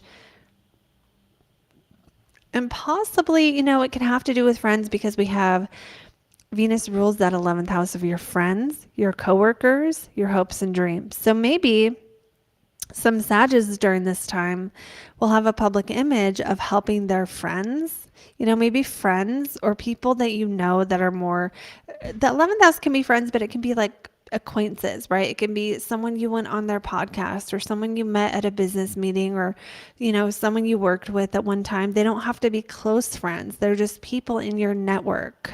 So someone in your network maybe helps you, maybe contributes to having a certain public image, and then that stimulates a change to your day-to-day schedule. This could literally be someone you did good work for telling all their friends, and then now you're busy and you're popular and it's totally different. Now I'm trying to think how this might affect Sages who maybe have a day job or aren't, working in a business at the moment. That change to your public life may not necessarily be your public image of your brand, right? It could be your image of you. So sometimes that 10th house can be our relationship status. Sometimes it can be our parenting status, and sometimes it can just be like how we're seen in the world, right? So let's say you're a parent right now and you're not working. Well, a change to your health, maybe what you're doing in your routine every day. Now suddenly you have more time and you look better and you're being well known as like more beautiful, or maybe you stop wearing makeup. Now you're the Earth Mother Goddess or something else. So it can be any range of things that aren't necessarily affecting your profession. It's like, what do people know you for? That's going to be the most affected here. And there is going to be a change to it for sure, from Uranus in the 6th to Venus in the 10th. Now, I do worry a little. It's a little concerning that Uranus is in the 6th because the 6th house is not the best house. So when we have things that are released in the 6th house, this can be like health stuff that's a pain in the butt, or it can be like stuff we have to do that we don't necessarily want to do. But again, it's like, okay, I'm thinking to myself again, but one time I had a job in a produce department, and I, I, I actually look back on that job very fondly. But at the time, it wasn't exactly what I wanted. It didn't feel like a opportunity at the time. It kind of felt like, oh, now I have to do this kind of work. But damn, I got so strong. So it can be something kind of like that, where a change to your day-to-day life that maybe you don't necessarily want, or it feels like more of like a negative or something. Then it could still lead to some kind of positive glow up or positive self-image, or a change to your approach to career, getting into more details or something. So overall for Sages, changing something big, dealing with your routines, trying to find better routines, possibly with Jupiter here, bringing more spirituality into your day-to-day life. And then getting to the root cause of something, related to your relationships, possibly. Now, if you're single, this could be what you want. If you're not, it could just be something at the heart of the relationship that you become aware of. And then, changes to your public image. Well, I didn't touch on the Saturn in the 4th, making it a work, or possibly bringing a desire to make commitments or settle down or something. Buy a house during this time. That's like a 2.5 year thing though. So, but it's all for the purpose of focusing more on expressing yourself creatively with that North Node in the 5th, being exactly who you are and being more free to be who you are. And, maybe some of these work changes are bringing you more into alignment with the kind of work that is more right for you. Although in some cases, it might feel like the work is a little more humble, or a little less exciting. But that's what I have for Sages. Let me know, you guys, if that makes sense. And we're going to move on now to Capricorns.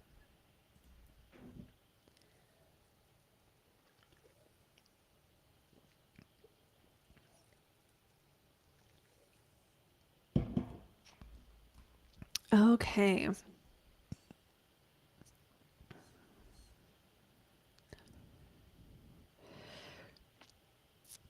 Thank you, Paulo. Okay, so let's go on now to Capricorns. So we have this lunar eclipse in Taurus in the 5th house of creativity, self-expression, kids. This does not mean you're going to lose a kid, but it can be that there is a release of something. If you're a parent, it's a change to your role with your kids or something. But for most Capricorns, it's going to be more about your creativity, your the 5th house is like your creative life force. It can be self-employment. If you're a Capricorn who's self-employed, you might be self-employed less during this time. You might be changing how you are self-employed or working less. I'm trying to think of other things that 5th house eclipse can bring when it's a release of the 5th house. It can also be a time where you are less focused on your own sort of creative designs and your own unique self-expression. You're more in a time where you're answering to the needs of a group or a collective. So, it's like if you're an artist, maybe you already painted all the art and now it's time to sell it. And if you are a business person, maybe you have created the product and now it's time to do a new round of market research and figure out what people want and what people like about it, and sort of edit the product to make it more for the people. Apply that to whatever fits for you. But that's what I think of with the 5th and 11th house. It's like this axis of me doing what I want and just like being unabashedly my own self versus giving the people what they want. And when there's a release in that 5th house, it's like that need to claim and go after what you want and like do something special with your life. That's sort of toned down a bit, and it becomes more about what do the other people in the situation need and how to accommodate them. So then we have Venus up there in that 9th house, making a trine to Uranus in the 5th. So we have Uranus stimulating that creativity, stimulating that desire to make something or have fun. But maybe there's a need to change what kind of fun that is.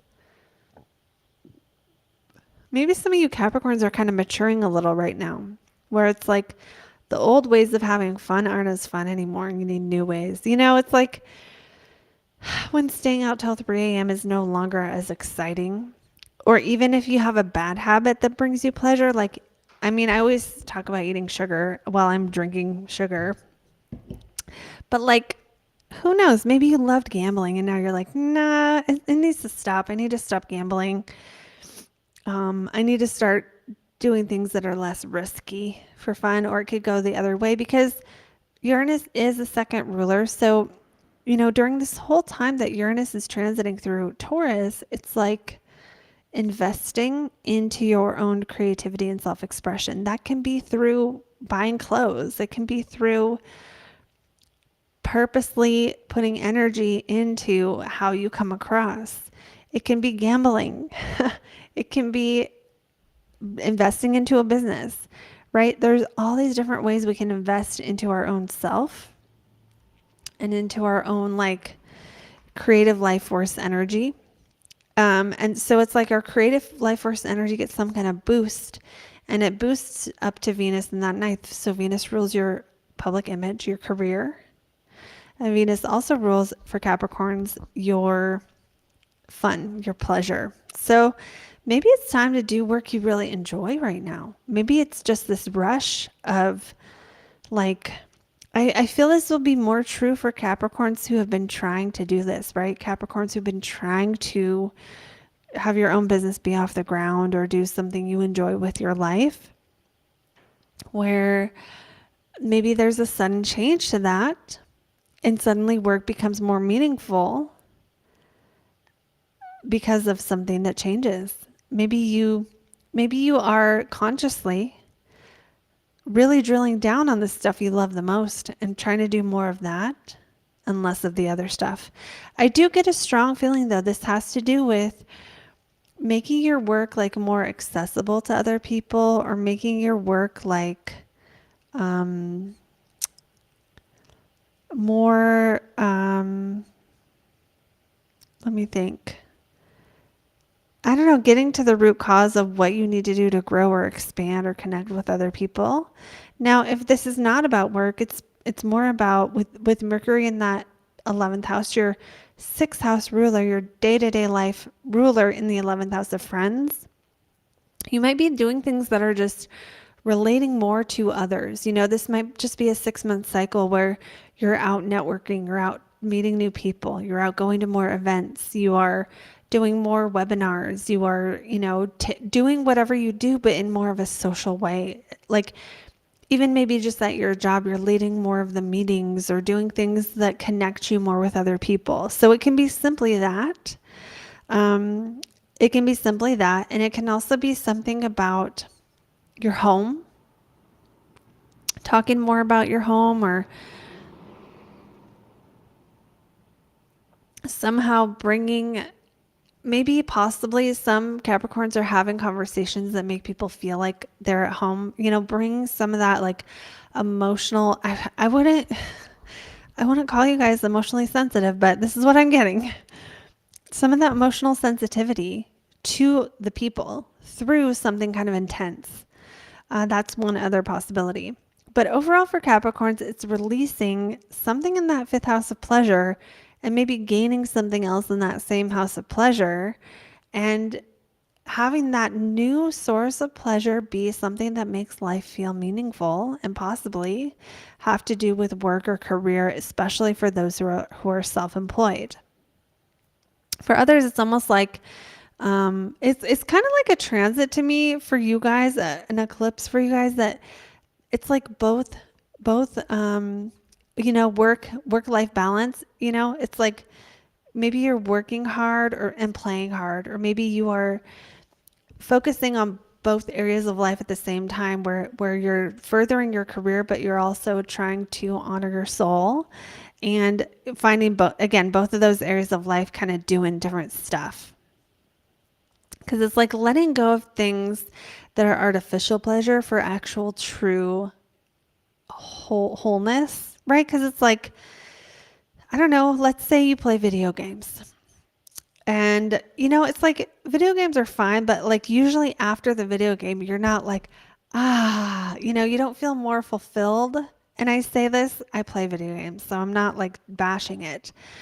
But it's like maybe you're replacing some of that like artificial pleasure with forms of pleasure that are more soul level feeling, like they're feeding your soul a bit.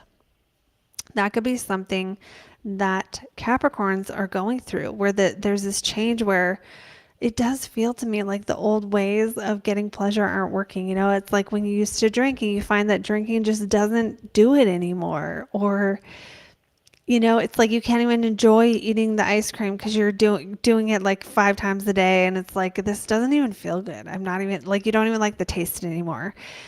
It's that kind of thing. Now, for some, I guess that could be like a bad porn habit or something, but I'm not saying all Capricorns are dealing with this, but I'm just thinking of these examples of things where you can do too much of it, right? Too much of a good thing is still poison. And finding ways to sort of restrict your intake of pleasure so that you can actually enjoy the pleasure that you do have in a way that is more, I mean, wholesome makes it sound boring as hell, but wholesome. So Capricorns, let me know if that resonates. I always love hearing from you guys. And we're going on to the next sign now, which is Aquarius. So for Aquarius, let's go ahead and back this up. It might be closer.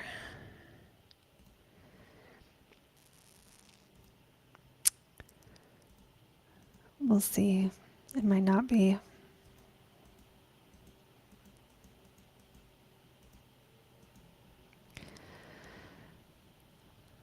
Yeah, okay. So now we're closer to the actual eclipse. All right, so for Aquarius, the lunar eclipse in Taurus is happening in your 4th house of home. This does not mean you're going to lose your home during this time, but it does mean there might be some changes relating to your home life. Now, that could be your physical home, like releasing a roommate, moving, having less time at home. Or it can be letting go, like physically letting go of something that is in your home. Like let's say you have a bunch of art and you love it. Well, maybe you're letting go of the art in your home. Although if that's the case, it's probably to put up new art. But it's most likely something a little bit more meaningful. Unless unless you're an artist and that's really what's going on, Aquarius. So let me try to get to the damn point here. For Aquarius, letting go of a release of something. This could be something related to your family of origin. Moving. Okay, moving can be highlighted during this time, especially if you are ready to go and you're like, get me the fuck out of here. It can also be letting go of something related to your emotional foundation, realizing your emotional foundation in life is built on something that you don't want to keep anymore. Like there's a certain thing that makes you feel safe and you're like, actually, let's not do that anymore. Let's not wait for this certain thing to happen to feel safe. Daniela, don't worry like that. Don't cry like that. Okay, so back to Aquariuses. Hold on a second.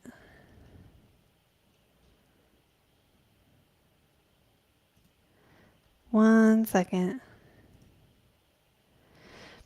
Okay, so back to Aquariuses, eclipse in the 4th house, releasing something related to home, family of origin. Again, this can be like consciously choosing to let go of a way you feel. It can be letting go of something you do to self-soothe, because the 4th house is like our ability to feel at home in our own skin. It's like our groundedness, our deep roots in life, our feeling of being okay, our feeling of like having safety, safety, what makes us feel safe. And for Aquarius, because you have Taurus on the 4th house, usually, even though you guys are weird and different and strange, and I love you guys, what makes you feel safe is usually being the same, things being the same. Even though I know you guys are like so different, but that's what's funny about Aquarius is that, 4th house with Taurus there is like just having enough food to eat and having a place to live is going to make you feel safe and grounded and comfortable. But letting go of something related to your house, your home, or your emotions. Again, this can be conscious where you're digging in and you're going, I don't need this belief anymore. Or maybe I needed this sense of security when I was young and now I'm ready to let it go. Some of you might actually be moving somewhere out of your comfort zone. North Node in the 3rd house, moving toward the environment that is right for you. That might be how it goes. For those that is not the case, it's like usually releasing some kind of security blanket, letting go of some emotional way of approaching life and feeling like you need stuff. So then we have Venus in the 8th with a trine from Uranus in the 4th. So some kind of change to the sense of home that stimulates or also changes your beliefs related to intimacy, or changes your payments on a home could change. Some Aquariuses may be refinancing or getting into debt or getting out of debt. Some might be getting out of debt and buying a house. Some may be getting into debt and putting a payment on a house. This is not advice. This is just saying what could be happening with these energies.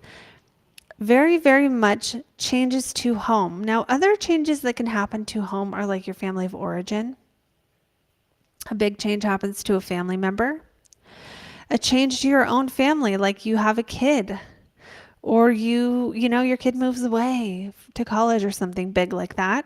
That kind of change to home, or like you had roommates and now you don't need more, one of your main roommates leaves, or something else happens that causes a big change to your home that's like a noticeable effect to your life. And that can be the physical level, but it feels like it's more the intimacy level. Maybe someone moves in with you, right? Because that Venus in the 8th kind of brings intimacy, and Saturn in the 2nd sometimes is a time where you have to live off of less. So maybe some of you, it is because you are making a payment on a house. Now you have less money to work with. Others of you, maybe you're getting roommates because of a change to finances or just a time where you don't want to spend so much. That would be common here with this combination. Let me see what else I can see here.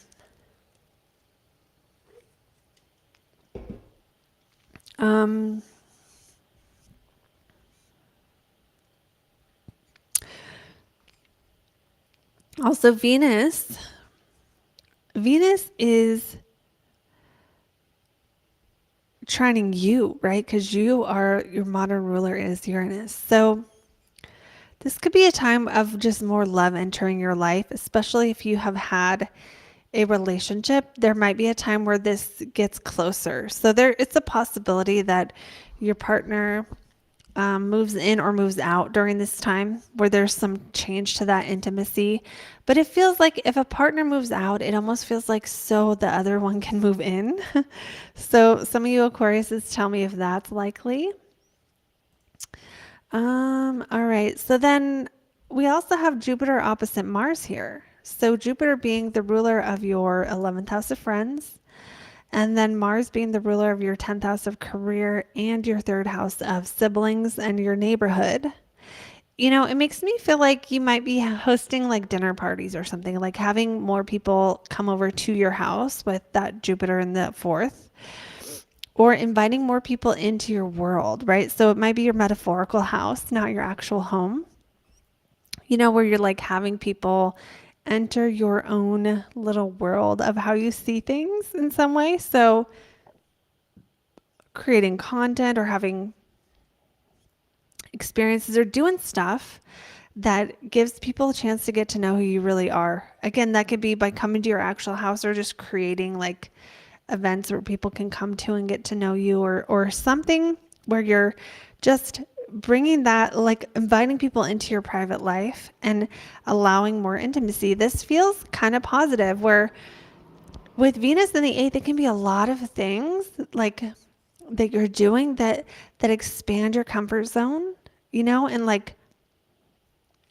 face fears and let community comfort you. So this is a time I could see some Aquarius is doing some kind of group things that are designed for this, like, I don't know, like breath work or like any other kind of ceremonies that are designed that it's like, we're here to transform and we're going to do this together and we're going to support each other. So I see that as a real positive that you can get a lot of benefit from at this time. And let me see what else with Mars up here. Mars up here conjunct Mercury.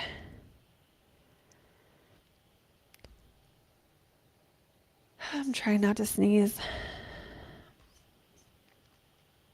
This can be you doing stuff in your career to go deeper and getting more intense in your public image, having more to do, just being busier with work. But then with Mercury here, it's like, I feel like for Aquariuses who do work with other people, it's about to get really intimate. You know, it's almost like a coach who learns how to drill down 20,000 times deeper with their clients and like just go all the way into the psyche or something insane. Let me know, Aquarius, if this makes sense to you. Now, some of you with Mars and Aquarius in the 10th, it might be just doing something more powerful, more risky, more dangerous in your work. And just kind of getting into that, whatever that is, feeling like you have more power, more impact. Now, sometimes Scorpio, it's like that psychological side of things, but sometimes it's doing dangerous stuff that has no psychological connection. It's just important, right? There's like a sense of importance that kind of comes with Scorpio on the 10th. Like you want to do something that to you would call important and meaningful and powerful. So with, you know, and with the sun there, it makes me feel like some Aquariuses may have something related to your partners that has to do with the topics of having a more powerful career. And with Mercury conjunct Mars here, it's like, I don't know, I feel like you might be investing into the ability to go deeper into whatever work you do, whether that investment right now is through taking less money so you can be better at something long term.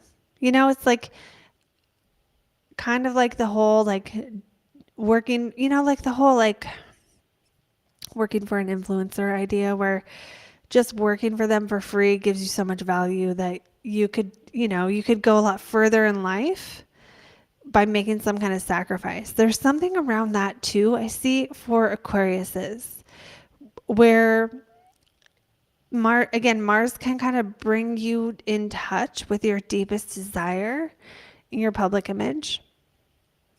And then Mercury can kind of make you feel like, but what is it? Is it this? Is it this? Is it this? And so I do think because Mercury rules your fifth house right now for Aquariuses, I think there might be a need to dive more deeply into what you feel passionate about and really bring in some like intensity into your life, especially if you're bored.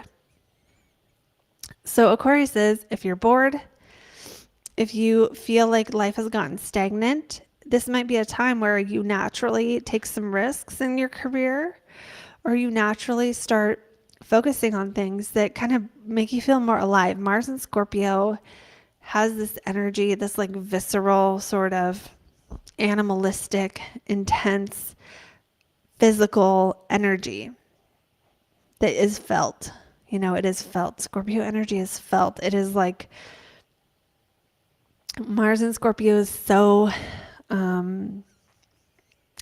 primal, right? So it's like when you get to where you're just, I feel like I'm rambling here, but let me know, Aquarius, if this is making sense. When you get to where you're just like watching a computer screen every day, you're not going out into nature, you know, you're at a computer, you're punching numbers or something. You go home, you watch another computer. There's like a boring, you know, a boring kind of zoning out, I feel, for a lot of you that you just want to break out of. Now, others of you, maybe that's not the case, but it feels like this eclipse might bring you more in touch with your body, with your desires, with things that are more primal about you, with some animalistic sides of yourself, with spirit guides or journeys that take you into the feeling of risk. And that's the whole, I've been trying to say for like 10 minutes. You guys need more risk right now, I think. So I think that Aquarius it's about figuring out how to do that even if you're not rich, and doing it for the purpose of feeling like you belong in your environment, feeling like the people who are around you are your people, feeling a sense of community, feeling a sense of being able to express what only you know. So that is what I have for Aquarius. We're going to move on now to, last but definitely not least, my Pisces. So let me know, Aquarius, if that made any sense at all, if you could relate. And also, don't forget to check out the solar eclipse videos, which I have for each rising sign. All right, so we're going to do this. And we're going to move on now to Pisces. For Pisces, the lunar eclipse in Taurus is happening in your third house of neighborhood, siblings, communication. So this might be a time of letting go of a certain mode of communication and opening up to a new one. It's possible a sibling relationship becomes less, I don't want to say less significant, but sort of winds down a bit. I don't think it will end, but it might wind down a bit. So if you've been in a phase where you're really, really close to a sibling, this might be a time where you're not spending as much time with them. For some Pisces, you might travel.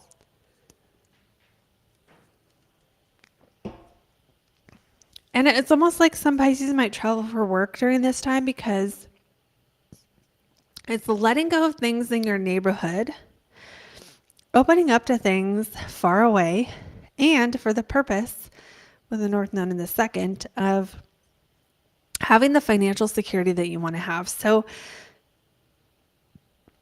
I could see some of you Pisces out there being like, I need to move to this place that's cheaper and far away so I can ultimately be able to afford the things that I want. or in some other way live your life in alignment with your values, right? So it's like, maybe it's not just about affording the life that you want. Maybe it's about like, if you're a hippie, you want to go live with all the hippies, right? Or, if you have a certain political view, you kind of want to be around people who have that same view or something like that. So it's letting go of something in your local neighborhood or how you normally think about things to expand and open up to something beyond, something beyond this. And with Venus in the 7th house of relationships getting a trine from the 3rd house, it's possible some Pisces during this time will meet someone who you have a really strong mental connection with, because, Uranus in the 3rd house, like in a natal chart, it's like you think differently than most people, and you probably feel really loved when someone appreciates how you think. So there could be some kind of themes on this for Pisces, but there can also be just opening up to love with Venus, the ruler of the eclipse, in the 7th house.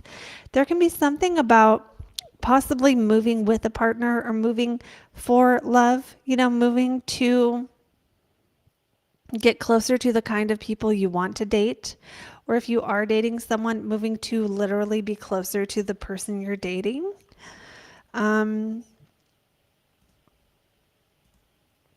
Or let me think what else.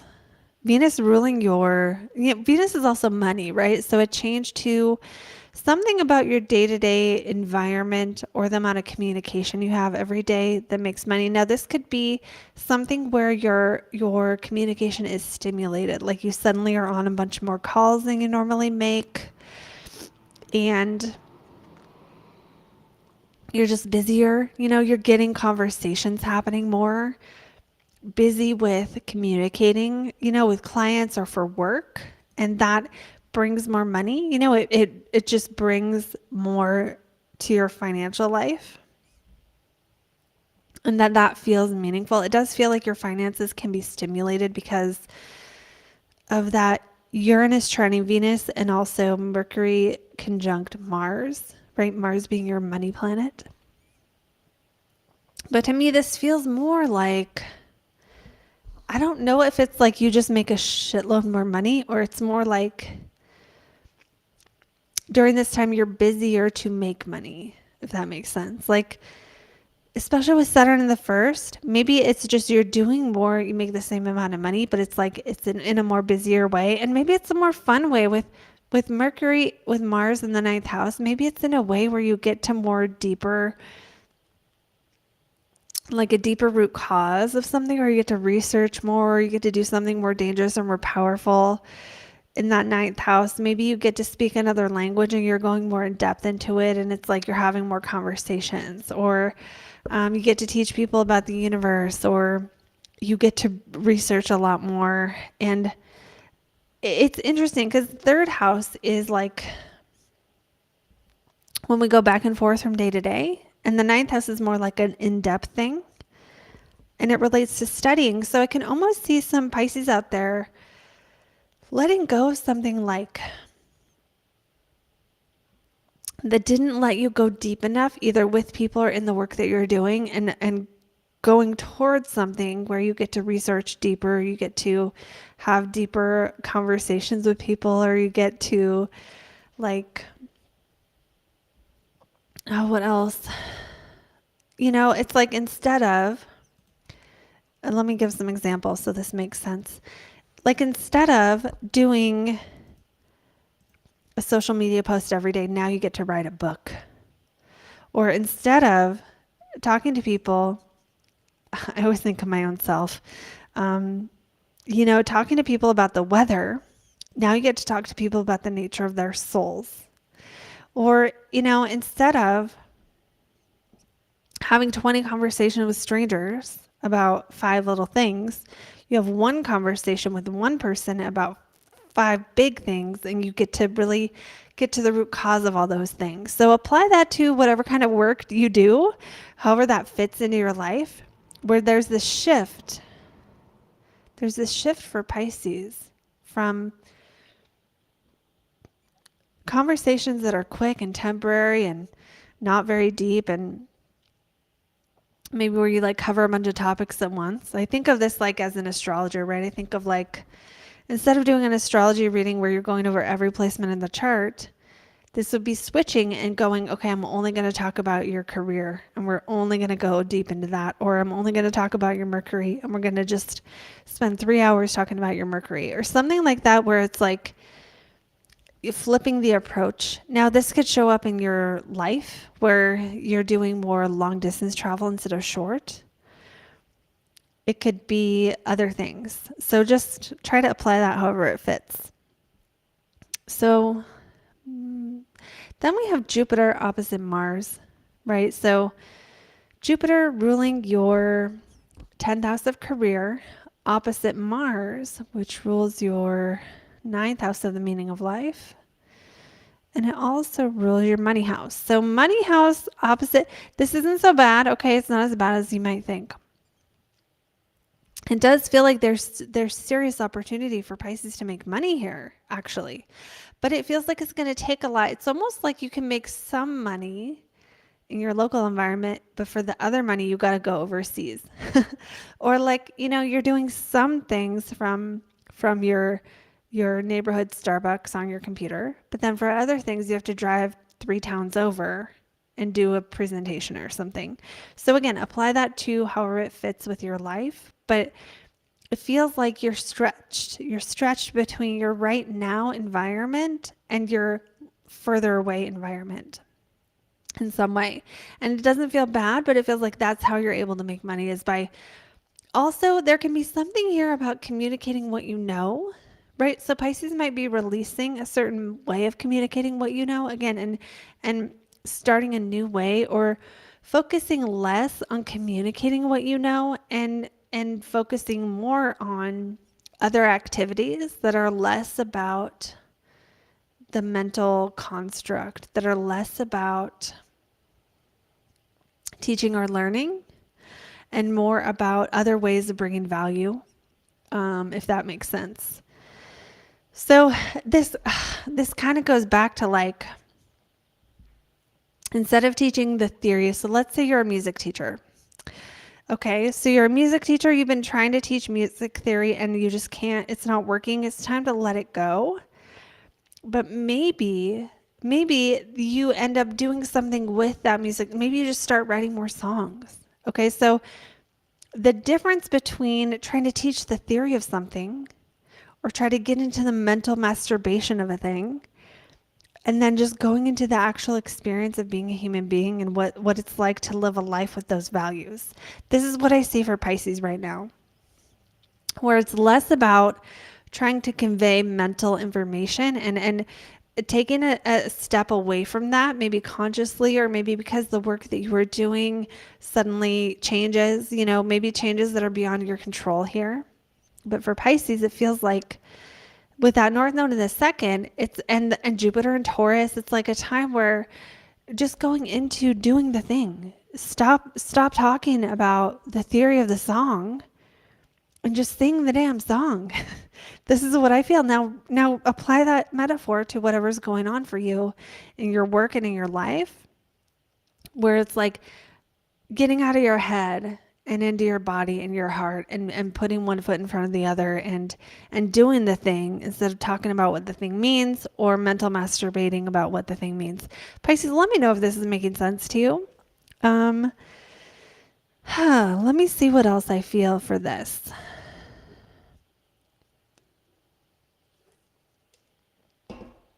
You know, with Jupiter Moon in that 3rd house, it's making me feel like what we're really talking about here is mind-heart coherence.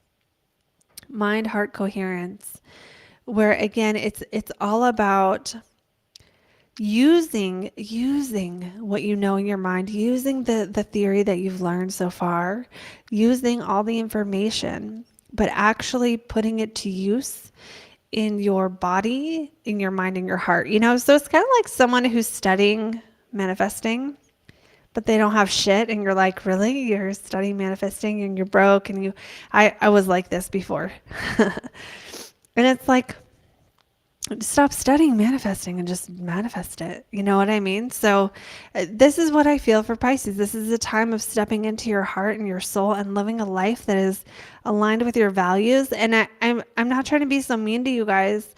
So hopefully I'm not being a brat, but like it just feels so like I just feel so much for Pisces that can be good based on being present to the moment, and it really feels more like, instead of like, I feel like I'm making it sound like it's bad.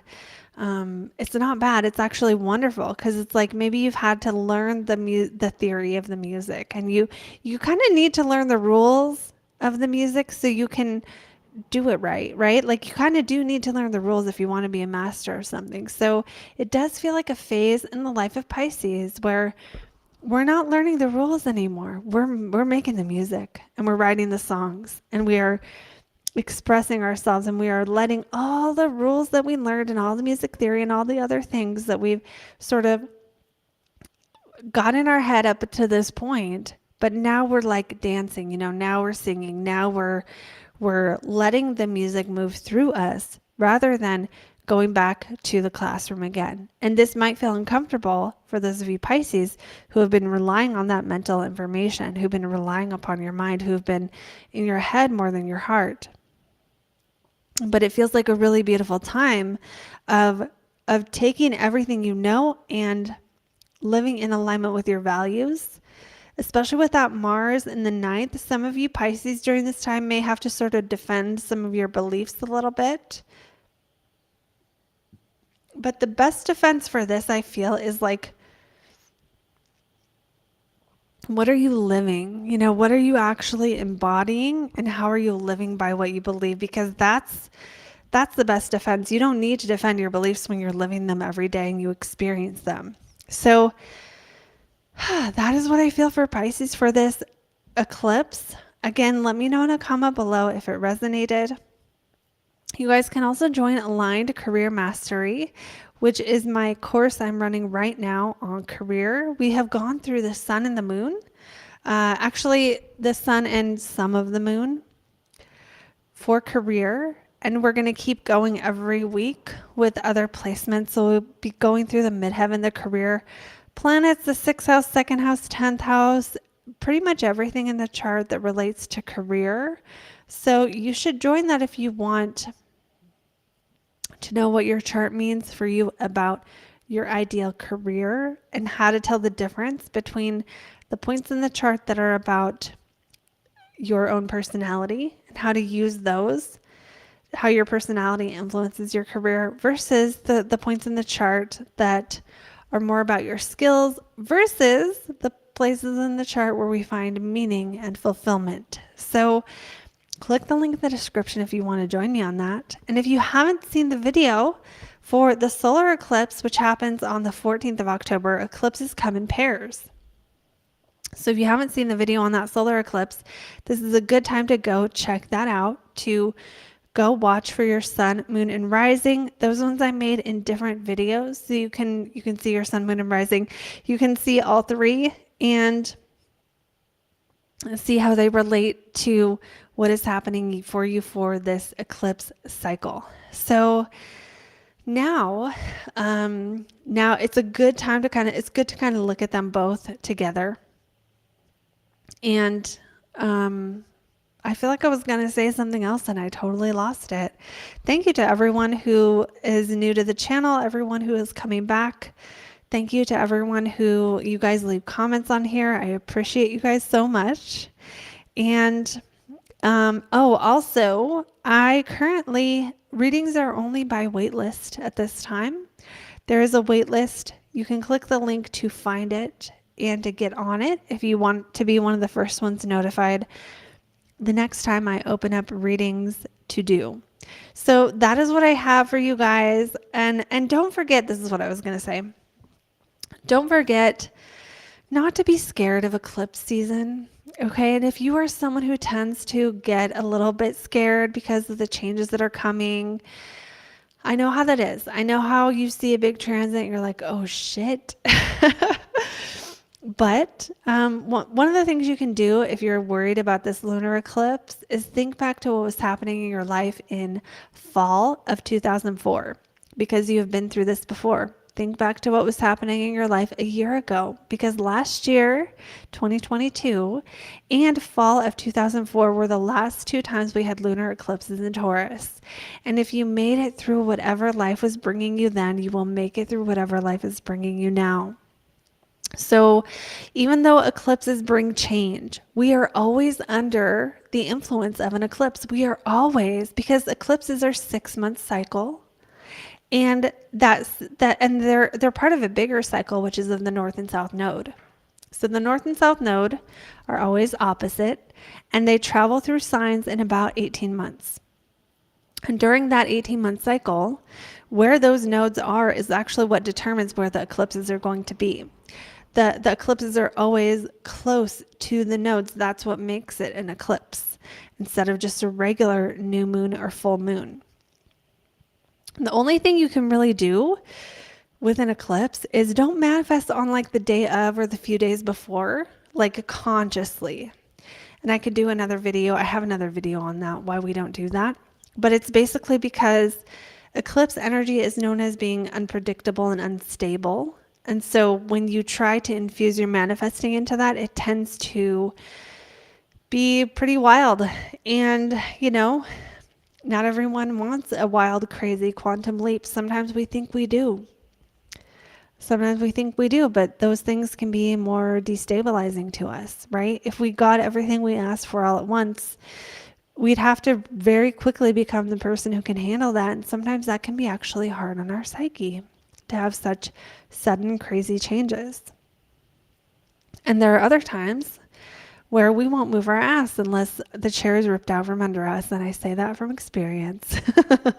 And sometimes eclipses are like the universe that's just taken that chair that we've really learned to rely upon because it's time for us to stand up. So try not to be scared of eclipses. The more we can look at our life, you know, this is the beauty of astrology, right? Is that, and a lot of spiritual tools, is that these changes are going to happen. Some things are just going to happen. And the more we can look at our life as like happening for us, as much as sometimes that shit annoys me still to hear people say stuff like that when it's something tragic. But the more that we can look at life as happening for us, the more that we can see ourselves as a part of a greater whole, and the more that we can feel like, you know, we're here to do something that matters, I think the more that we can roll with some of the changes that eclipses bring. So don't be sad, don't be scared. Just know that every moment of your life, you have always been under an eclipse. Every single moment, and you're still here and you're probably okay. So knowing about the eclipses isn't supposed to be like, oh no, this horrible thing is going to happen. It's supposed to support us in feeling more connected with the energies that are influencing us at any given moment. And this is why I love astrology, because there is something about seeing the planet go through that sign, and you know, the meaning of that is the time where you work your ass off and you're like, I am working my ass off. And it is just so validating. To me, astrology is so validating, and it can really help. It has helped me, I know, a lot to feel really connected to the cycles of life that and the seasons of life that we all go through. But to see it, to kind of see it in a physical form on a chart as we move through it, it's a really beautiful thing. So don't forget, astrology is beautiful. It's about helping us sometimes come to terms with the moment, you know, the way it is, and sometimes to rise up to our best self.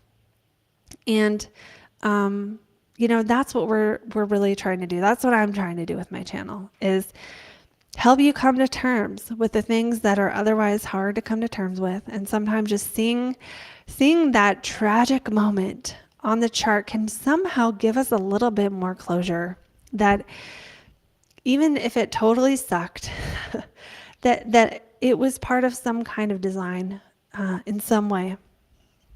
You know, and sometimes it's about figuring out how to work with the energy the best, like figuring out that if you have Mars in this certain sign, if you have Mars in Taurus, it will just take you longer to get going when you want to do something you're passionate about. And just knowing that on the flip side, you have the potential to be very, very impactful. And what you do has the tendency to be very strong and unshakable. So it's like just learning who we are and how to work with those placements. That's what astrology, in my opinion, is for. So don't be scared of eclipses.